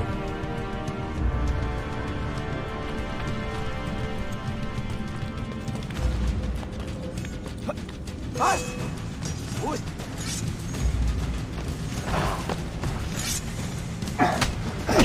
Au, au! Der haut mit der Hand zu, wie ist denn der bitte?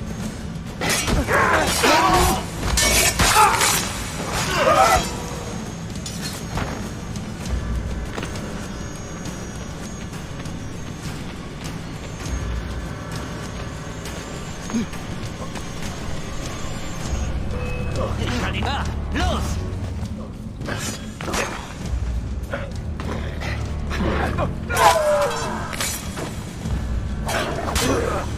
Schneller! Verkreuzt sie nicht mehr jetzt, oder was? Alles gut, weiter.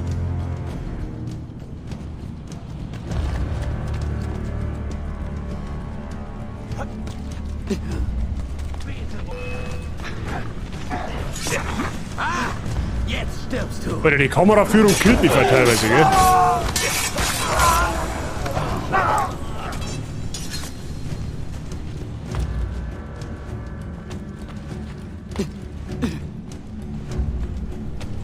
Okay.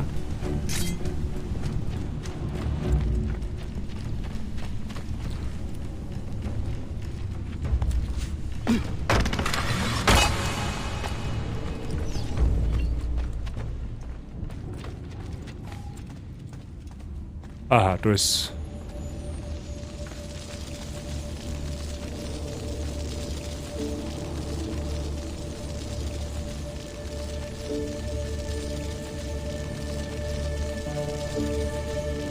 Perfekt.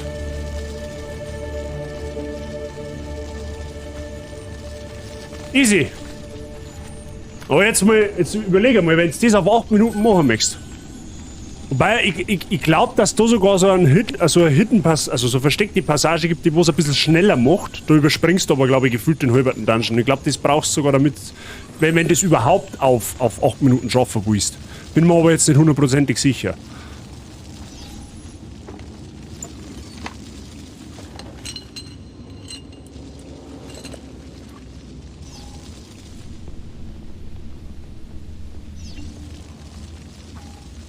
So.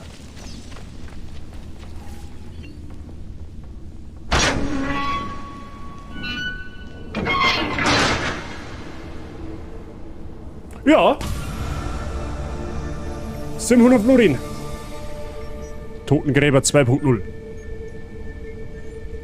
Jetzt haben wir schon 11.321 Finanzmittel. Ja?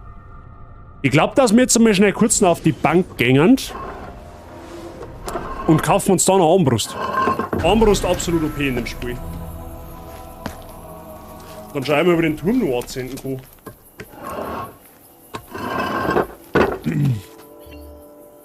So. Wo haben wir da eine Bank in der Nähe? Da jetzt tatsächlich nirgends. Jetzt haben wir eh direkt da, dann schau jetzt mal, ob den Turm noch schnell anzünden kann. Das ist eh der da oben. Das ist halt immer nur ein Sperrgebiet, blöderweise. Weil ich ihn ja noch nicht angezündet habe. Ah, warte mal, da können wir auf. Zeige ich von da. Ah, 6.615 an in der Bank drin. Das ist sehr gut. Das hilft uns schon. Auf alle Fälle.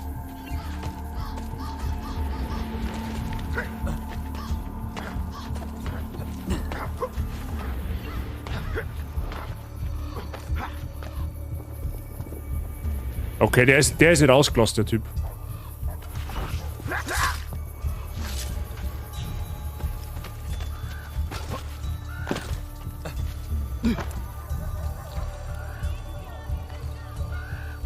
Wie jetzt? Du kommst jetzt da nicht aufführen. Was hat mich bitte verarschen?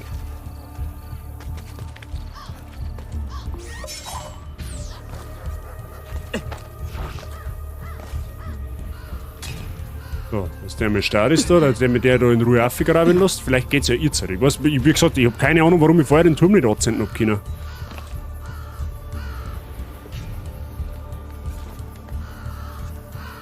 Ah, andere Richtung. Andere Richtung, da müssen wir her.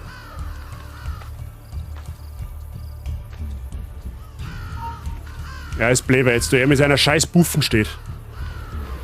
Aber warte mal, das kann aber... Ja, geht sich nicht aus.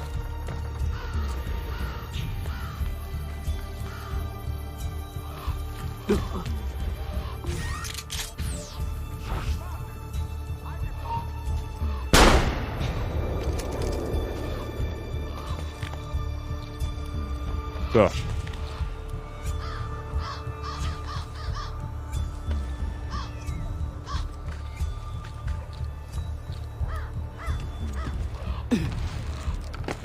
Gut, dass ich den jetzt umgeschossen habe, weil jetzt nervt mich der wenigstens da unten immer. Mit seinem, hey, warte, was machst du da? Bergsteigen! Warum kann denn ich den Turm nicht ansenden? Ich check's nicht.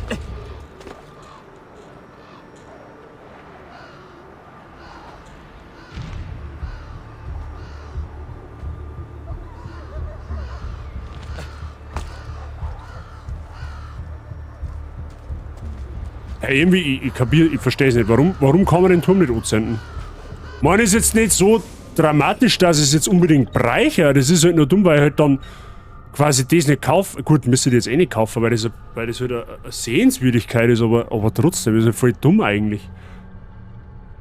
Brauchst du null Bekanntheit? Keine Ahnung. Nein, das hat mit der Bekanntheit nichts zu tun. Ja, keine Ahnung. Weiß ich nicht, warum ich den Turm nicht ansenden will. Vielleicht ist es ein Bug, keine Ahnung. Wurscht da.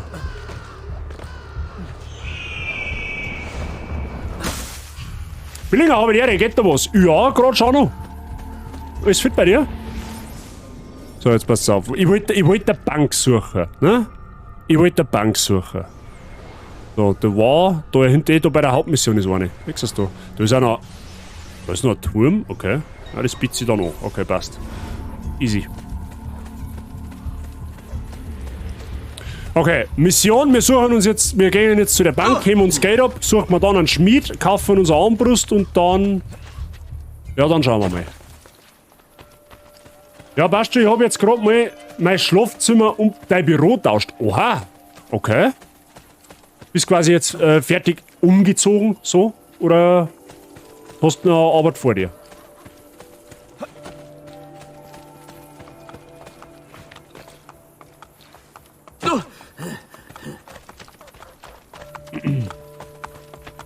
So tatsächlich auch einmal da. Also mehr oder weniger. Mein Schlafzimmer und mein Wohnzimmer vertauscht quasi, wie ich noch bei meinen Eltern gewohnt habe.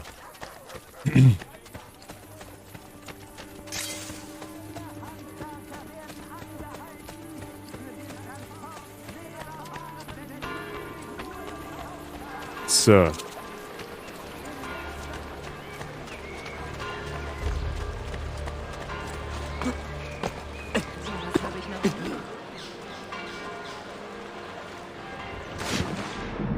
Also am iPad, im Browser auf Twitch, an Stream laut, aber iPad selbst auf Ton aus. Zählt für Punkte. Okay? Ja, gut, nice. Immerhin.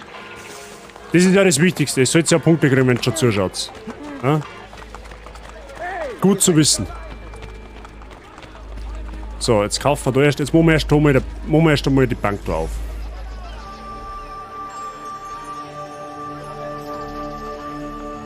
Ja, ein paar Sachen brauche ich jetzt da noch, aber ich habe keinen Bock, dass ich jetzt komplett umrichte und dann feststelle, dass wir doch nicht taugt. Ja, das ist vernünftig.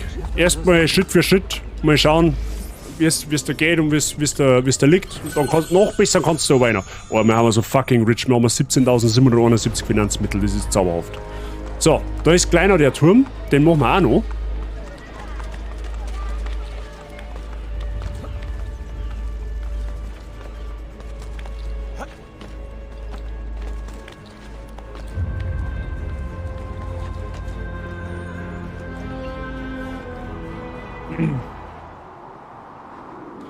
Okay.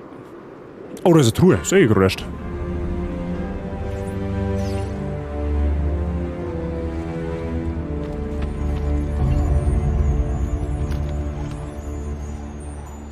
So, da Wolle haben wir da drin. Das ist übrigens unsere Basis, wo wir jetzt haben. Ne? Unsere Assassinenbasis.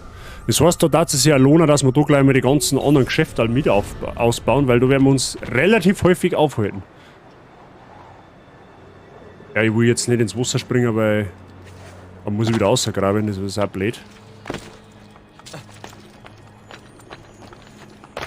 Ist da noch mehr Truhe? Ah, Bonner, okay.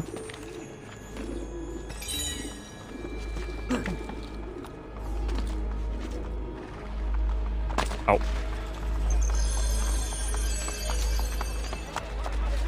Moment, wo ist der Schmied? Der der Schmied? Wo ist er? Da ist er, der Schmied. 4400, ja, easy, reicht am locker.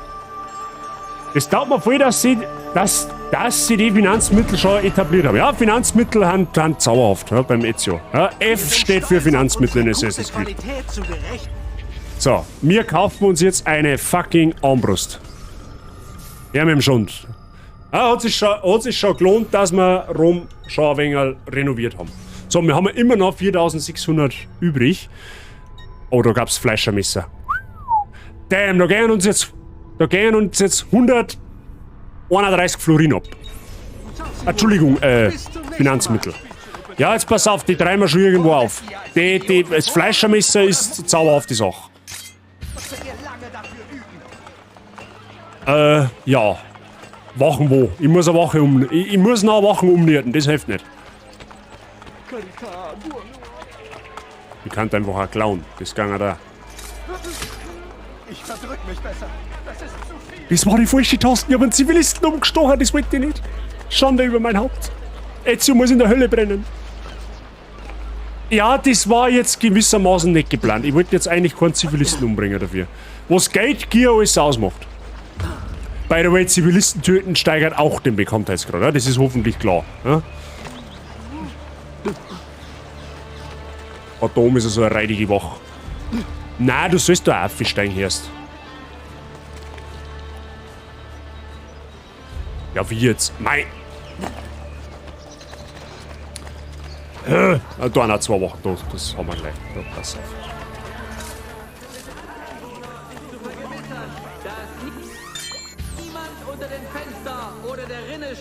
Bevor Unrat hinausgeworfen wird. Fahr zur Hölle, Ganja! Der Kämmerer wird die Reinigung seiner Kleider mit öffentlichen...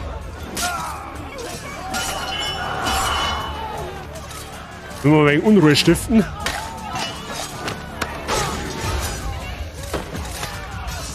So, perfekt. Der wir die beklauen. Und dann müsste man die 131 Floriner wohl den erst zusammenbringen. Oh, oder auch nicht, wenn der nur 21 dabei hat. Ma, was ist mit euch? Hat sie unterbezahlt oder was? Ja, da kann ich noch 5 Wochen umlegen. Wie viel haben wir denn jetzt? 4695, das klang uns nicht. Wir brauchen 4750. Ja, da müssen ein paar Wochen dran glauben, das hilft uns nichts.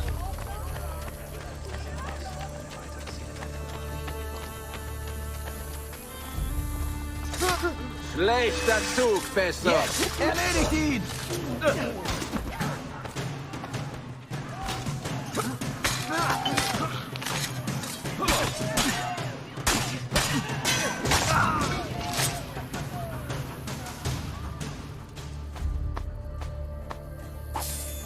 Kannst du, wenn es schnell gehen, druckst klauen. Hab jetzt gar nicht ausprobiert tatsächlich. Kriegst kein Geld und was? Du kriegst kein Geld und kannst dich nur umbringen lassen. Ah, so eine Sauerei. Ja, so ungefähr.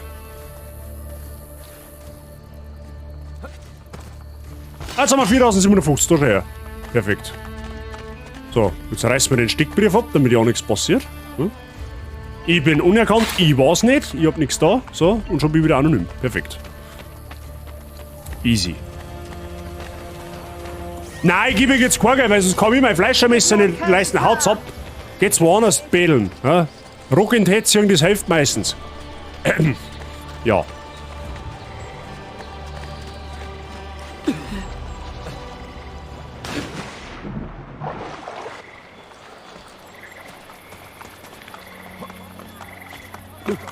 So, jetzt haben wir zwar dann blank, aber das ist mir wert. Ich fertige auch eine große... So, du da mal dein Fleischermesser her. So. Perfekt. Gutes Tempo, guter Schaden und relativ guter Schutz. Das passt ja. Ja? Wer kennt's nicht? Mit einem Fleischermesser gegen einen Anstecher ist eine ganz zauberhafte Geschichte. Ja? Für alle, die schon mal ein Fleischermesser in der Hand gehabt haben, die wissen, von wo sie reden. Perfekt. Das nehmen wir dann. So, jetzt haben wir zwar 0 Finanzmittel, aber das regeneriert sich ja quasi irgendwann von selber. So. Jetzt machen wir noch Jetzt machen wir noch schnell irgendeine Kleinigkeit. Was kann man denn noch schnell machen? Ja, der Borgia-Turm da, der runter, das ist komisch, dass der nicht geht. Was haben wir da? Der Diebesgilde, da war auch noch ein Turm. Okay, aber da bin ich jetzt ewig weit weg. Ja, machen wir den Kurtisanenauftrag, da machen wir jetzt noch schnell. Ja, das ist also ein Killquest. Können wir noch schnell machen. Das meine ich, passt ja. Mei.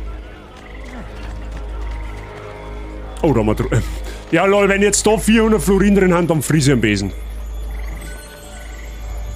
Ja, das hätten wir uns. Das hätten wir uns.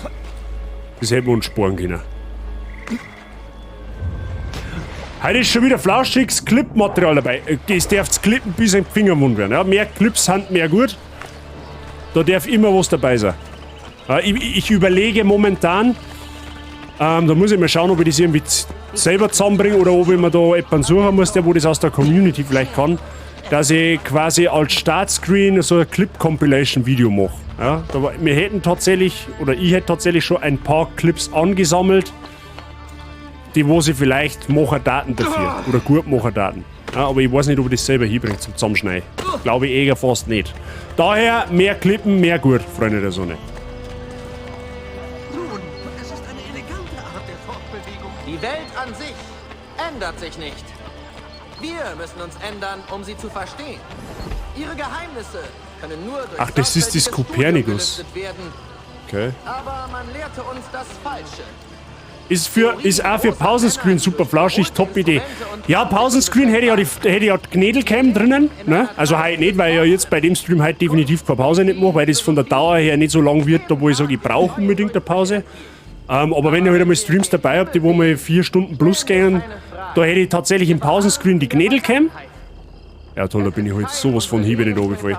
Aber ich darf das gern irgendwie so als Startscreen vielleicht. Ja, wenn ihr einen Stream so starten tut, da seht ihr ja momentan eigentlich nur einen Chat, was ihr schreibt. Da glaube ich, war das schon ganz cool. Muss ich mal schauen. Mag ich jetzt über den scheiß Hügel nicht runter, oder was? Mein Gott, hey. Alle, die nach Erleuchtung suchen, tretet vor. Ich habe viel zu sagen. Du hast gar nichts zum Sagen. Mei, hupf doch jetzt meine Fresse, sag her. Oder war der, ja, Schnellreisepunkt, den können wir jetzt nicht leisten, weil jetzt haben wir leider blank. Aber es hilft nicht.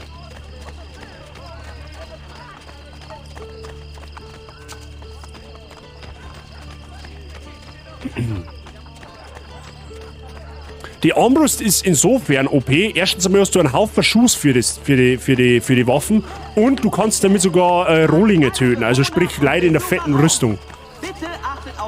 Das ist schon richtig geil. Die Waffe ist richtig, richtig stark. Und man hat jetzt im Standardköcher bereits 15 Schuss. Den kannst du aber später bei Schneidern, was mir da gerade einfällt, den müssen wir demnächst auch mal anfangen auszubauen. Du kannst dann da einen Köcher kriegen, da glaube ich, hast du dann 25 Schuss drin. Und auch die Wurfmesserbeutel und so weiter, das kannst du alles erhöhen. Ich bin ein Enker, Papa, Zupfzenk. So. Buongiorno, Ezio. Wir verführen. Du meinst, sowas wie Jassi hat mit Pausenspiel so ähnlich, ja? Doch einige von uns lassen sich auch selbst verführen. Folgt Giulietta. Ich denke, sie bringt euch zu ihrem Auftraggeber. Was hast du denn Silvester angestellt? Wir waren mal bei meinen Schwiegereltern und haben einen Spieleabend gemacht, tatsächlich. Also war ganz gemütlich. Was habt ihr gemacht? Giulietta folgen, um ihren Auftraggeber zu finden und zu eliminieren. Das Ziel mit einem Attentat aus einem Versteck heraus eliminieren. Ja, das kann man hinbringen.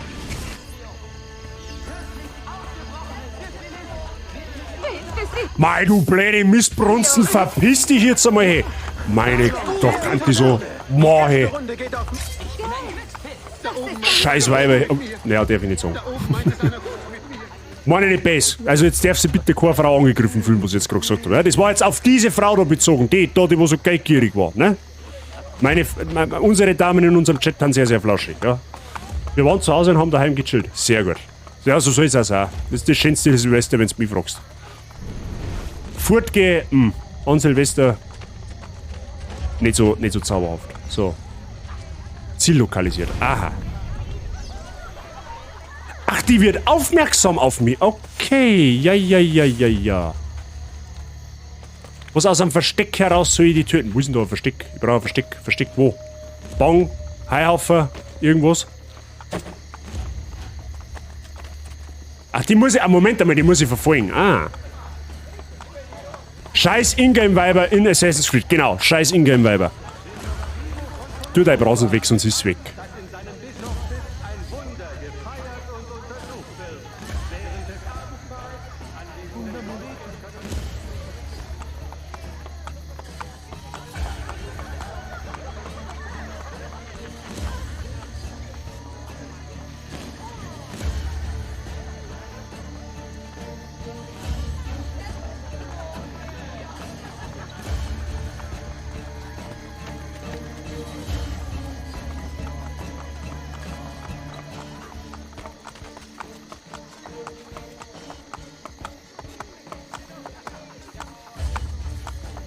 Ja, und was machst du jetzt?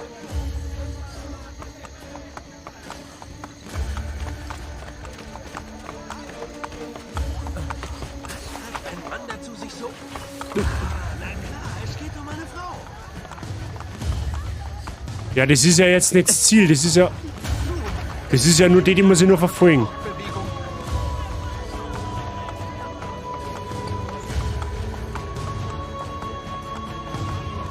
Lästiger als die Bettlerweiber haben immer nur die Invaliden, die anrempeln. In Assassin's Creed 1. Oh ja. In Assassin's Creed 1, da war das richtig penetrant.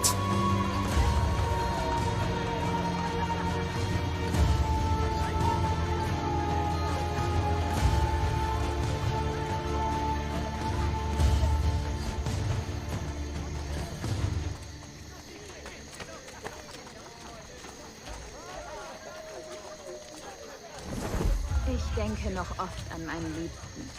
Hätten wir das Frage für einen Freund, wo ist, wenn man die Fahrer mal... Was? Den verstehe ich jetzt nicht. Den verstehe ich jetzt leider nicht.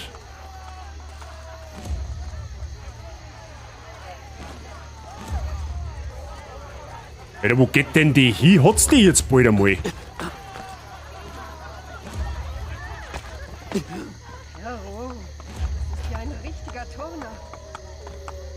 Ah, er ist Ziel. Okay.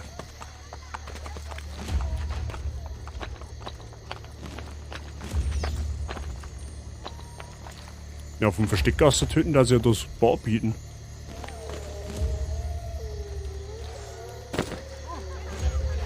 Jetzt dreht sich ja um, ich glaube, ich bin.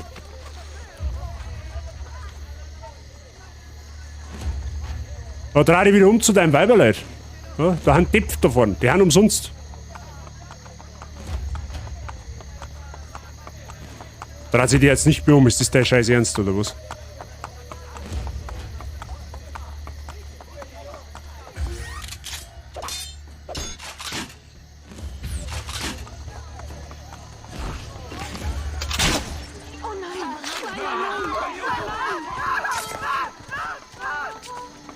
Warum hat sich der Depp jetzt da nicht mehr umdreht, ist die Frage. Ja, nein. So, geh her, du bist so ein Mülleimer, du musst am Brunnen rein. Da zupft ey. Auf Wiederschauen. Okay. Ich wusste nicht, dass der Bastard ein Verräter ist. Du bist nicht mehr willkommen in der Rosa in Fiore. Und tschüss dann. Arbeitslos. Easy. Na ja, gut. War so easy gewesen, wenn sie der nicht umdreht hätte. Aber gut, okay. Es hilft eh nicht. So. Freunde der Sonne. Ich glaube, wir heilen uns was kurz. Oh, das ist fast 2. Wir haben über 3 Stunden. Fast. Ja, haben wir schon über 3 Stunden live. Ich glaube, das passt für einen heiligen Tag. Was meinst du denn? Ich glaube, das passt dann für einen heiligen Tag. Zauberhaft. Haben wir sogar irgendwas vorwärts gebracht. Ja, wir haben eine Pause.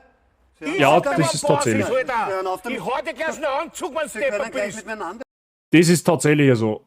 Oh, der YBO mag in Hall of Fame. Lüge ich denn? Sehr schön, Mr. YBO. Diese können Sie haben. Selbstverständlich. Werde ich gleich nach dem Stream, werde ich sie gleich aufnehmen. Sehr schön. Vielen Dank für deinen langen Support mittlerweile. Und das der man natürlich selbstverständlich gern. Ne? Mache ich gleich jetzt nach dem Stream. Was ist ein Hall of Fame? Hall of Fame, da kommst du bei mir im Kanal in der Info, gibt es einen Reiter. Da wirst du quasi dann namentlich aufgeführt und halt mehr oder weniger auch geehrt für deinen ganzen, für den ganzen Support, den du halt rein durchs Zuschauen machst. Ne? Oder halt auch durchs Zappen.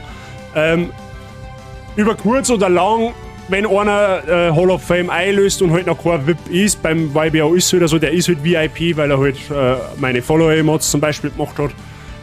Über kurz oder lang wird es dann halt auch so sein, dass diese Leute dann auch mehr oder weniger früher oder später VIP werden. Ja, weil wenn einer 100.000 Kanalpunkte für das einlöst, dann muss er schon verdammt lang zuschauen. Also 100.000 Kanalpunkte zum haben oder zum kriegen, das schaffst du nicht einmal das schaffst du nicht mal so eben auf einen Monat. Ja, da musst du schon länger da sein. Natürlich, wenn du halt so Challenges hast, wie wir es jetzt letztes Jahr gehabt haben mit Mario Kart einmal oder halt auch in der Nuzlocke Challenge, da kannst du an den einen oder anderen Kanalpunkt rankommen. Das sind halt so Möglichkeiten, wo du richtig fett Kanalpunkte gewinnen kannst, außer du hast Price oder halt mittlerweile auch Samchromike, der hat in Mario Kart einiges verloren. Kann auch in die andere Richtung gehen, aber der YBO ist einer von denen, die tatsächlich dadurch ziemlich gut profitiert haben. Ja, Price, das bringst du nicht mehr an. Das bringst du nicht mehr an. Und ja, jetzt habe ich wieder 46 Channel Points. Ja, the show must go on. Na, wie gesagt, merci dir erstmal und ich werde das natürlich sofort machen nach dem Stream. Hall of Fame Spawner Mozok. Der Mozok hat mich tatsächlich auf die Idee gebracht, ja. Der hat mich tatsächlich auf die Idee gebracht. Preis der Kanalpunkte vernichten. Ja, manchmal verliert man und manchmal gewinnen halt andere nicht. Das ist was soll das? Verstehe ich nicht. Ja, gut, ich mit meine 8000 Punkte. Du, Birgit, du hast, ich sag's nochmal, du bist jetzt, wie lange bist du jetzt da? Einen Monat ungefähr? Da haben 8000 Punkte schon dort, ist schon eine Hausnummer. Ja? Also da musst schon, du warst in vielen, vielen Streams die ganze Zeit dabei. Also da brauchst du dich nicht verstecken damit. Und das werden mehr werden, da bin ich mir fast sicher. Du sammelst auch fleißig Zuschauerzeit. Sehr schön, dankeschön. Vielen lieben Dank. Aber weil wir habe ich die Ehre, falls wir es noch nicht gehört haben, schön, dass du da bist. Und bevor es wieder. Du verflauschknädelst das. Ja, das ist, wie gesagt, das sind eine Punkte. Es steht eigentlich völlig frei, was ihr mit diesen Punkten anstellt. Ja, mir ist das völlig wurscht. Ich habe auch momentan nicht wirklich Neuerungen, was das angeht. Also momentan habe ich keine Ideen, was man da sinnvoll dazu tun kann. Von Zeit zu Zeit wird es mit Sicherheit wieder mal so einen Sound-Alert geben. Da haben wir jetzt auch mittlerweile 3.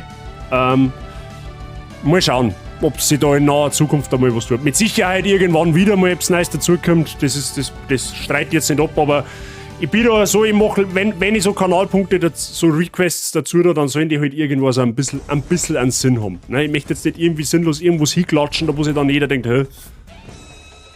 Ne? Es ist auch schon vorgekommen, dass wir halt Kanalpunktbelohnungen außer da haben. Wie zum Beispiel Controller umdrehen. Oder auch die Gnädelcam, die war ja damals oder vor kurzem noch ein Kanalpunkte-Request gewesen ist. Das habe ich einfach rausgenommen, weil es keinen Sinn nicht gemacht hat. Oder ja, weil es halt nicht so funktioniert hat, wie ich mir das vorgestellt habe. Ne? Die Gnädelcam ist halt jetzt kostenlos, aber die ist halt nur im Pausenscreen drin. Also jetzt halt nicht, weil ich so Kamera nicht angesteckt habe, weil ich halt keine Pause nicht mache. Aber naja. Aber ich bemühe mich, das nach und nach immer mal wieder zu updaten und zu verbessern, wenn möglich. Ne? Sollte man ja auch machen. Bei irgendwem ist der Raid drin. Bei der Miss Lee. Also bei wem ist der Raid? Das weiß ich noch nicht. Muss ich noch schauen. Weiß ich noch nicht. Können wir noch schnell 2, 3, 4 Minuten schmerzen und dann schauen wir mal, zu wem wir heute reingrätschen. Da schauen wir dann einfach. Naja. Ja, Assassin's Creed Brotherhood macht Bock auf alle Fälle. Also, ich glaube, es wird uns ein bisschen länger beschäftigen wie die anderen Assassin's Creeds, die wir bisher gespielt haben. Also länger als Teil 1 und 2. Aber ich glaube, das ist okay. Also ich finde es für mich zum Entspannen und zum Oberkämmer ist Assassin's Creed eigentlich ziemlich cool. Gerade, dass morgen wieder ein wenig stressiger wird, was Stream-Content angeht, weil morgen spielen wir wieder The Last of Us weiter. Ja? Da machen wir morgen wieder mit. Schauen wir mal, ob wir über die scheiß Brücke drüber kommen. Endlich einmal. Achso, ein Raid-Vorschlag für Kanalpunkte. Ja. Weiß ich nicht. Weil, ja, kann man sich Gedanken machen drüber. Tatsächlich. Müssen wir mal schauen. Aber das, jetzt aktuell pressiert es tatsächlich nicht. Ich meine, ist, glaube ich, was Kanalpunkte, Belohnungen angeht, ist, glaube ich, eine bunte Mischung dabei. Da meine ich, findet sich jeder irgendwas, denke ich jetzt einmal. Und von daher, wie gesagt, mit der Zeit wird das mit Sicherheit erweitert oder wieder erweitert oder ein wenig umgestellt, ein wenig verbessert, ein wenig besser strukturiert oder wie auch immer. Aber das lose ich auf mich zukommen. Da machen wir jetzt persönlich auch nicht wirklich Stress, weil die meisten Sachen, die haben aus dem Stegreif entstanden, weißt du schon? Also wenn jetzt gerade so Sachen wie der Flauschknädel, das ist einfach aus dem Stegreif entstanden, mehr oder weniger. Ja? Oder halt auch die Sound Alerts. Gut, eigentlich habe ich mich früher dagegen gestellt, dass ich Sound Alerts mache, weil ich mir gefürchtet habe, dass das richtig schonungslos gespammt wird und das will ich ja nicht. Ja, das ist ja dann auch fürs Zuschauen dann irgendwann anstrengend oder halt nicht mehr so schön, weil das halt einfach die Atmosphäre von gewissen Spielen einfach kaputt macht. Aber mittlerweile, ich finde, es geht eigentlich. Also die Anzahl wir haben jetzt 3 Sound Alerts momentan. Und da ist jetzt der Cooldown bewusster so gewählt und das wenn er kommt, dann ist er witzig, weißt du, dann verliert es auch nicht seinen Charme mehr oder weniger. Jetzt wenn ich den Breselfetzen zum Beispiel, wenn ich da jetzt keinen Cooldown nicht aufführen und wird dann gespammt, ja, dann regt es einem eher irgendwann einmal auf. Nicht nur mir als Streamer, sondern Enker als Zuschauer. Weißt du, wenn du dann gerade so ein Spiel spielst, wo es jetzt sehr story-intense ist, wie zum Beispiel, wie wir jetzt letztes Jahr gespielt haben, Plugtail, da willst du nicht, dass irgendwas die Atmosphäre kaputt macht, weil das ist einfach, du bist einfach gefesselt drin. Bei anderen Spielen, wenn ich jetzt halt Horrorspiele spiele zum Jumpscare, ja, da ist das vielleicht wieder witziger. Brauchen wir nicht reden. Aber so, ich glaube, wir haben, was die so geht, eine gute Lösung. Oder einen guten Mittelweg. Ja, es ist nicht zu penetrant, es ist aber auch nicht zu, wie sage ich denn, ja, zu selten, sage ich jetzt mal. Aber wie gesagt, da muss ich schauen, was da in Zukunft da so geboten ist. Dauerbreselfetzen war eine Katastrophe. Ja, eben. Genau deswegen haben die meisten haben, glaube ich, eine Stunde Cooldown oder eine halbe Stunde. Breselfetzen meine ich, oder eine halbe Stunde Cooldown. Weiß ich jetzt nicht genau, müsste die nachschauen.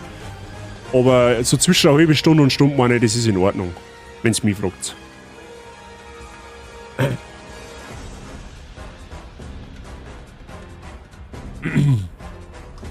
Aber gut.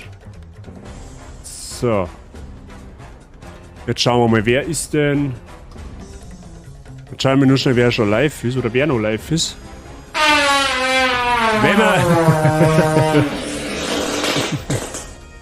Wenn wir schon vom Breselfetzen reden, dann muss der King of Barbecue direkt noch einen rauspressen. Sehr gut. Habe die Ehre, Christi. Wie geht's deine Flauschknädel? Denen geht's gut. An Mats haben wir heute im Stream schon begutachten können, die haben alle ganz sauerhaft drauf. Der Gang hat bei mir, also schätze ich mal, 1 Stunde. Möglich. Ich müsste nachschauen. Wie kommt man überhaupt auf Breselfetzen? Das frage ich mich selber bis heute. Das ist mir im Krankenhaus eingefallen. Soll ich eigentlich die Story verzeihen, wie der Bazi auf den Breselfetzen gekommen ist? Als Sound Alert. Ich glaube, ich hab's schon mal verzeiht, die Geschichte, nachdem ich aus dem Krankenhaus gekommen bin. Aber dieser Sound Alert, die Idee zu diesem Sound Alert ist in meinem Krankenhausaufenthalt letztes Jahr im Oktober entstanden. Wenn wir schon beim Thema... Ja, genau. Tu es. Ja, okay, passt auf. Ich bin ja letztes Jahr im Oktober an den Nasennebenhöhlen entwickelt worden. Ich bin ja letztes Jahr im Oktober an den Nasennebenhöhlen operiert worden. Ne? Ich hab Nasenscheidewand gekriegt und meine Nebenhöhlen haben auch wieder hergerichtet worden, dass ich wieder schnaufen kann. So. Ein Breselfetzen ist bei Enk in Österreich ein Wiener Schnitzel. Ist auch eine Definition für ein Breselfetzen, definitiv. Und es war so, ich hab nach dem 2. Tag, ich war 5 Tage im Krankenhaus, und nach dem 2. Tag habe ich dann einen Zimmernachbarn gekriegt, sozusagen, ne? Der war aus Polen, der war aber total freundlich, der hat zwar kein Meter Deutsch nicht können, aber ja, man hat sich schon verständigt, ne? Auf Englisch und so weiter und so fort, und er war auch wirklich, er hat nicht viel geredet, er hat nicht viel mit mir geredet, ich nicht viel mit ihm, wir haben uns beide in Ruhe gelassen, das war eigentlich ziemlich gut, ich hab meinen Scheiß machen können, was ich wollte, ich hab Tablet schauen können, ich hab Musik hören können, wie ich wollte, mit Kopfhörer natürlich, ne? Aber es hat sich keiner an den anderen gestört, mehr oder weniger. Ja gut. Es war dann irgendwann so, Ich habe die ersten 2 Nächte nicht falsch schlafen können, weil es einfach behindert ist, wenn du halt komplett den Nosen zugepickt hast, also die war wirklich zugeklebt, ne? Das heißt, du kannst über die Nase nichts einschnaufen, gar nichts, also wirklich null. Und beim Schlafen schnaufst du passiv immer mit der Nase mit. Wenn du über den Mund schnaufst, schnaufst du passiv immer ein bisschen mit der Nase mit. Das war halt dann nicht möglich. So, das heißt, die ersten 2 Nächte war mein Schlaf ein bisschen unruhig, ne? Oder ein bisschen, ne? Ist ein wenig auf der Strecke geblieben. So, und in der 3. Nacht hab ich dann ziemlich gut schlafen können, dafür mein Nachbar nicht, ja? Weil ich hab scheinbar ziemlich geschnarcht, ne? So. Ich hab mich entschuldigt, aber du kannst halt nicht steuern. So, ne? Das passiert halt einfach. In der 4. Nacht hab ich aber dann die Retourkutschen gekriegt. So, die Retourkutschen der hat geschnarcht wie ein Holzfäller. Das war brutal. Der hat sich um 6 Uhr auf die Nacht hat sich der hingelegt, der ist eingeschlafen, der hat geschnarcht bis um 4 Uhr in der Früh. Ungelogen. Der hat wirklich durchgeschnarcht.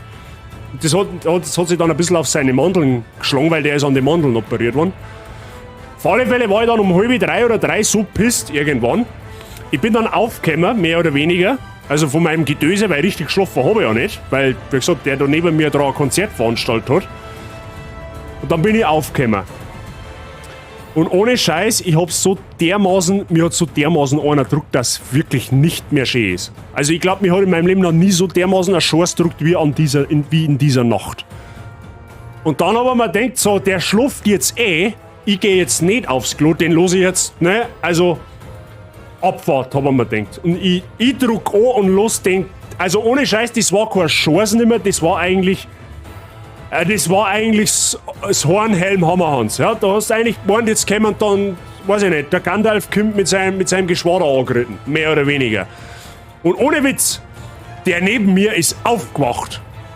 Der ist aufgewacht. Der hat sich geschreckt, der ist aufgekommen von dem Scheiß, weil der so laut war. Ich hab mich natürlich stark gehalten. Mir hätt's fast vor Locher zerrissen. Ich hab mich richtig zusammenreißen müssen. Und der neben mir, der hat quasi so geschaut, so, was war jetzt das? Hat er irgendwas versammelt? Und hat sich dann umgedreht und dann hat er nicht mehr geschnarcht und ich hab dann schlafen können. Und genau deswegen ist der Breselfetzen entstanden. Das ist eigentlich die Kür der Geschichte. Nur deswegen ist der Breselfetzen entstanden. Weil das haben wir mir gedacht, das war eigentlich ein Soundalert. Wenn in dem Moment meine Handynummer hätte und hätte es eine Sprachnachricht versendet, in meine Arbeitsgruppen oder was, keine Ahnung, dann hätte ich den selber da wahrscheinlich als Soundalert einer da, aber auf das denkst du halt nicht. Also wenn er Scheiß wo swingt hat, dann hätte er mindestens 500 Gramm gut. Aber war halt nicht so. Es gilt nur bis 20 Gramm als Scheiß. Ja, der hat mehr gut, der Scheiß. Definitiv. So ein Voranstand. Merci für den Lacher jetzt, sehr gern. Weißt du, wie unsere Katzen heißen? Das hast du mir schon mal gesagt. Ich hab's, glaube ich, erraten.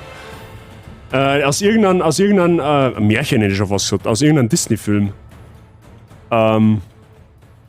Was nicht der. Die Katze aus dem Dschungelbuch.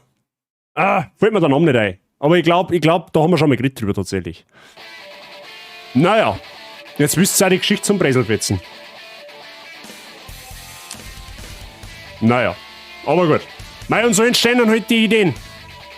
Und dann ist es teilweise ja so, ich schaue mir irgendwo so an und dann denke ich mir, hey, das war aus Soundalert vielleicht ganz cool. Ja, dann los ist meistens noch ein wenig liegen und dann irgendwann denke ich mir, ja komm, machen wir einfach einmal, das werden wir schon sehen, wie das die Leute auffassen. Ja. Natürlich haben immer mal wieder so ein paar Sachen, die wo bei anderen auch haben, ja, wie das KW zum Beispiel, das ist gefühlt bei jedem Streamer, der Soundalerts hat, das etabliert sich einfach, das hat auch mit Kopieren oder Nachmachen nichts zu tun, das hat halt einfach gefühlt jeder, ja, wie jeder, das war dasselbe, wenn ich sagen würde, ja, der hat Kanalpunkte, Belohnungen, ja, du hast auch welche, du kopierst den anderen, ja, das ist, ne, aber gut. Bakira, ja genau, stimmt.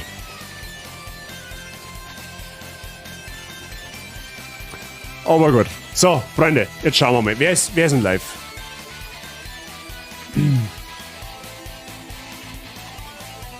Okay, bei mir war nur der Chris live. Also der Delay, da waren wir gestern schon geradet. Wer ist denn bei euch so? Ist sie live, Freunde der Sonne? Haben wir da irgendwen?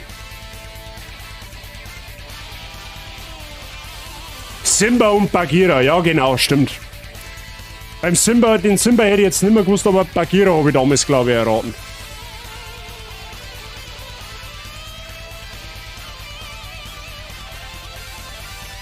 Luisi. Auch noch der Chris. Hab leider auch keinen, okay. Ja, dann gehen wir halt nochmal zum Chris, dann hilft's eh nicht. Du hast wen? Den hättest denn du. Oh, die gute Dragon Ball Z Budokai Musik, Alter, das ist also richtig Kindheit wie mich. Wer hat Dragon Ball Z Budokai gespielt, ist die Frage. Oder wird's nicht vergeben darin?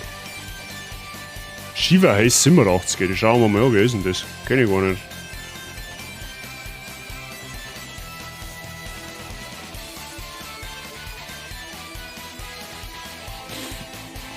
Okay, der hat Spiel scheinbar gerade durchgespielt.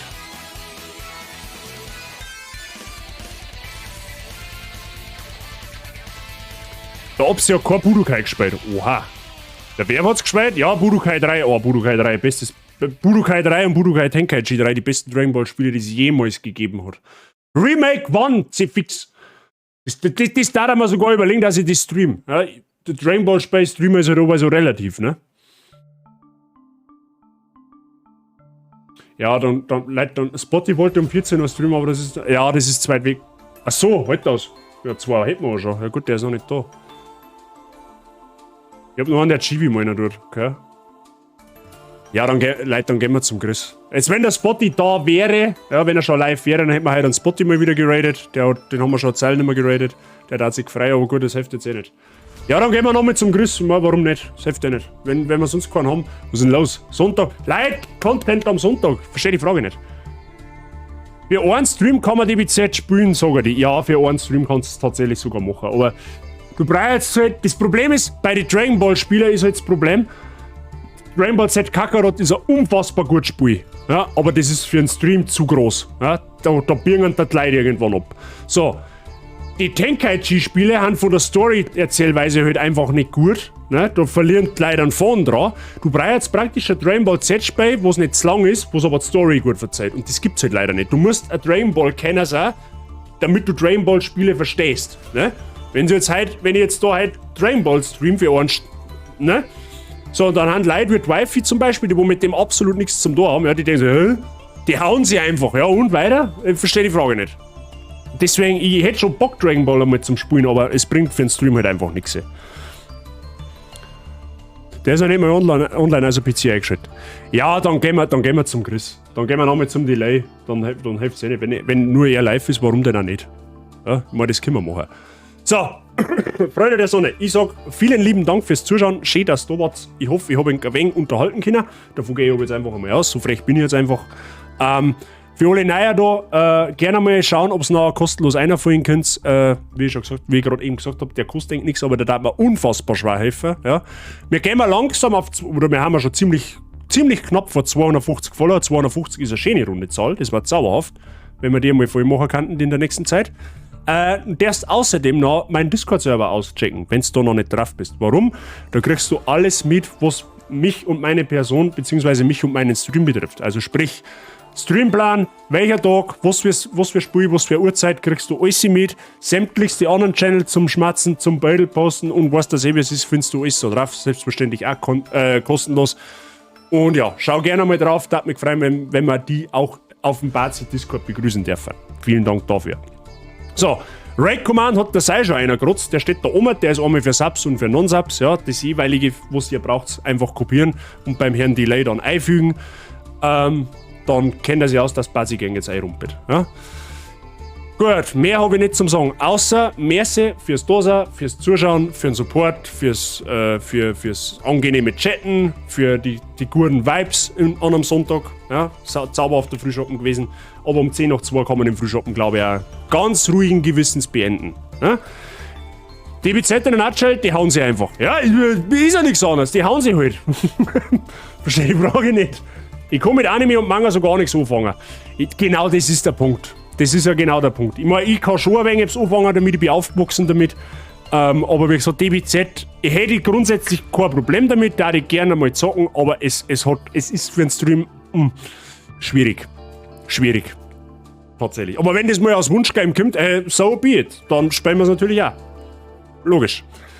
Gut, in diesem Sinne, Leute, ich wünsche euch einen schönen Restsonntag, ein schönes Restwochenende. Ja, kommt's mal gut in die neue Woche. Wir hören uns eben morgen schon wieder. Morgen um 17 Uhr spielen wir weiter mit The Last of Us. Schreibe ich aber nachher noch ins Discord. Den genauen Streamplan. Welcher Tag und welche Uhrzeit. In dem Sinne, Leute, viel Spaß beim Chris und der spielt wahrscheinlich wieder DBD, so wie ich den kenne. Und ja, haut's euch eine. Schönes Wochenende noch und hoffentlich bis morgen. Pfiat euch.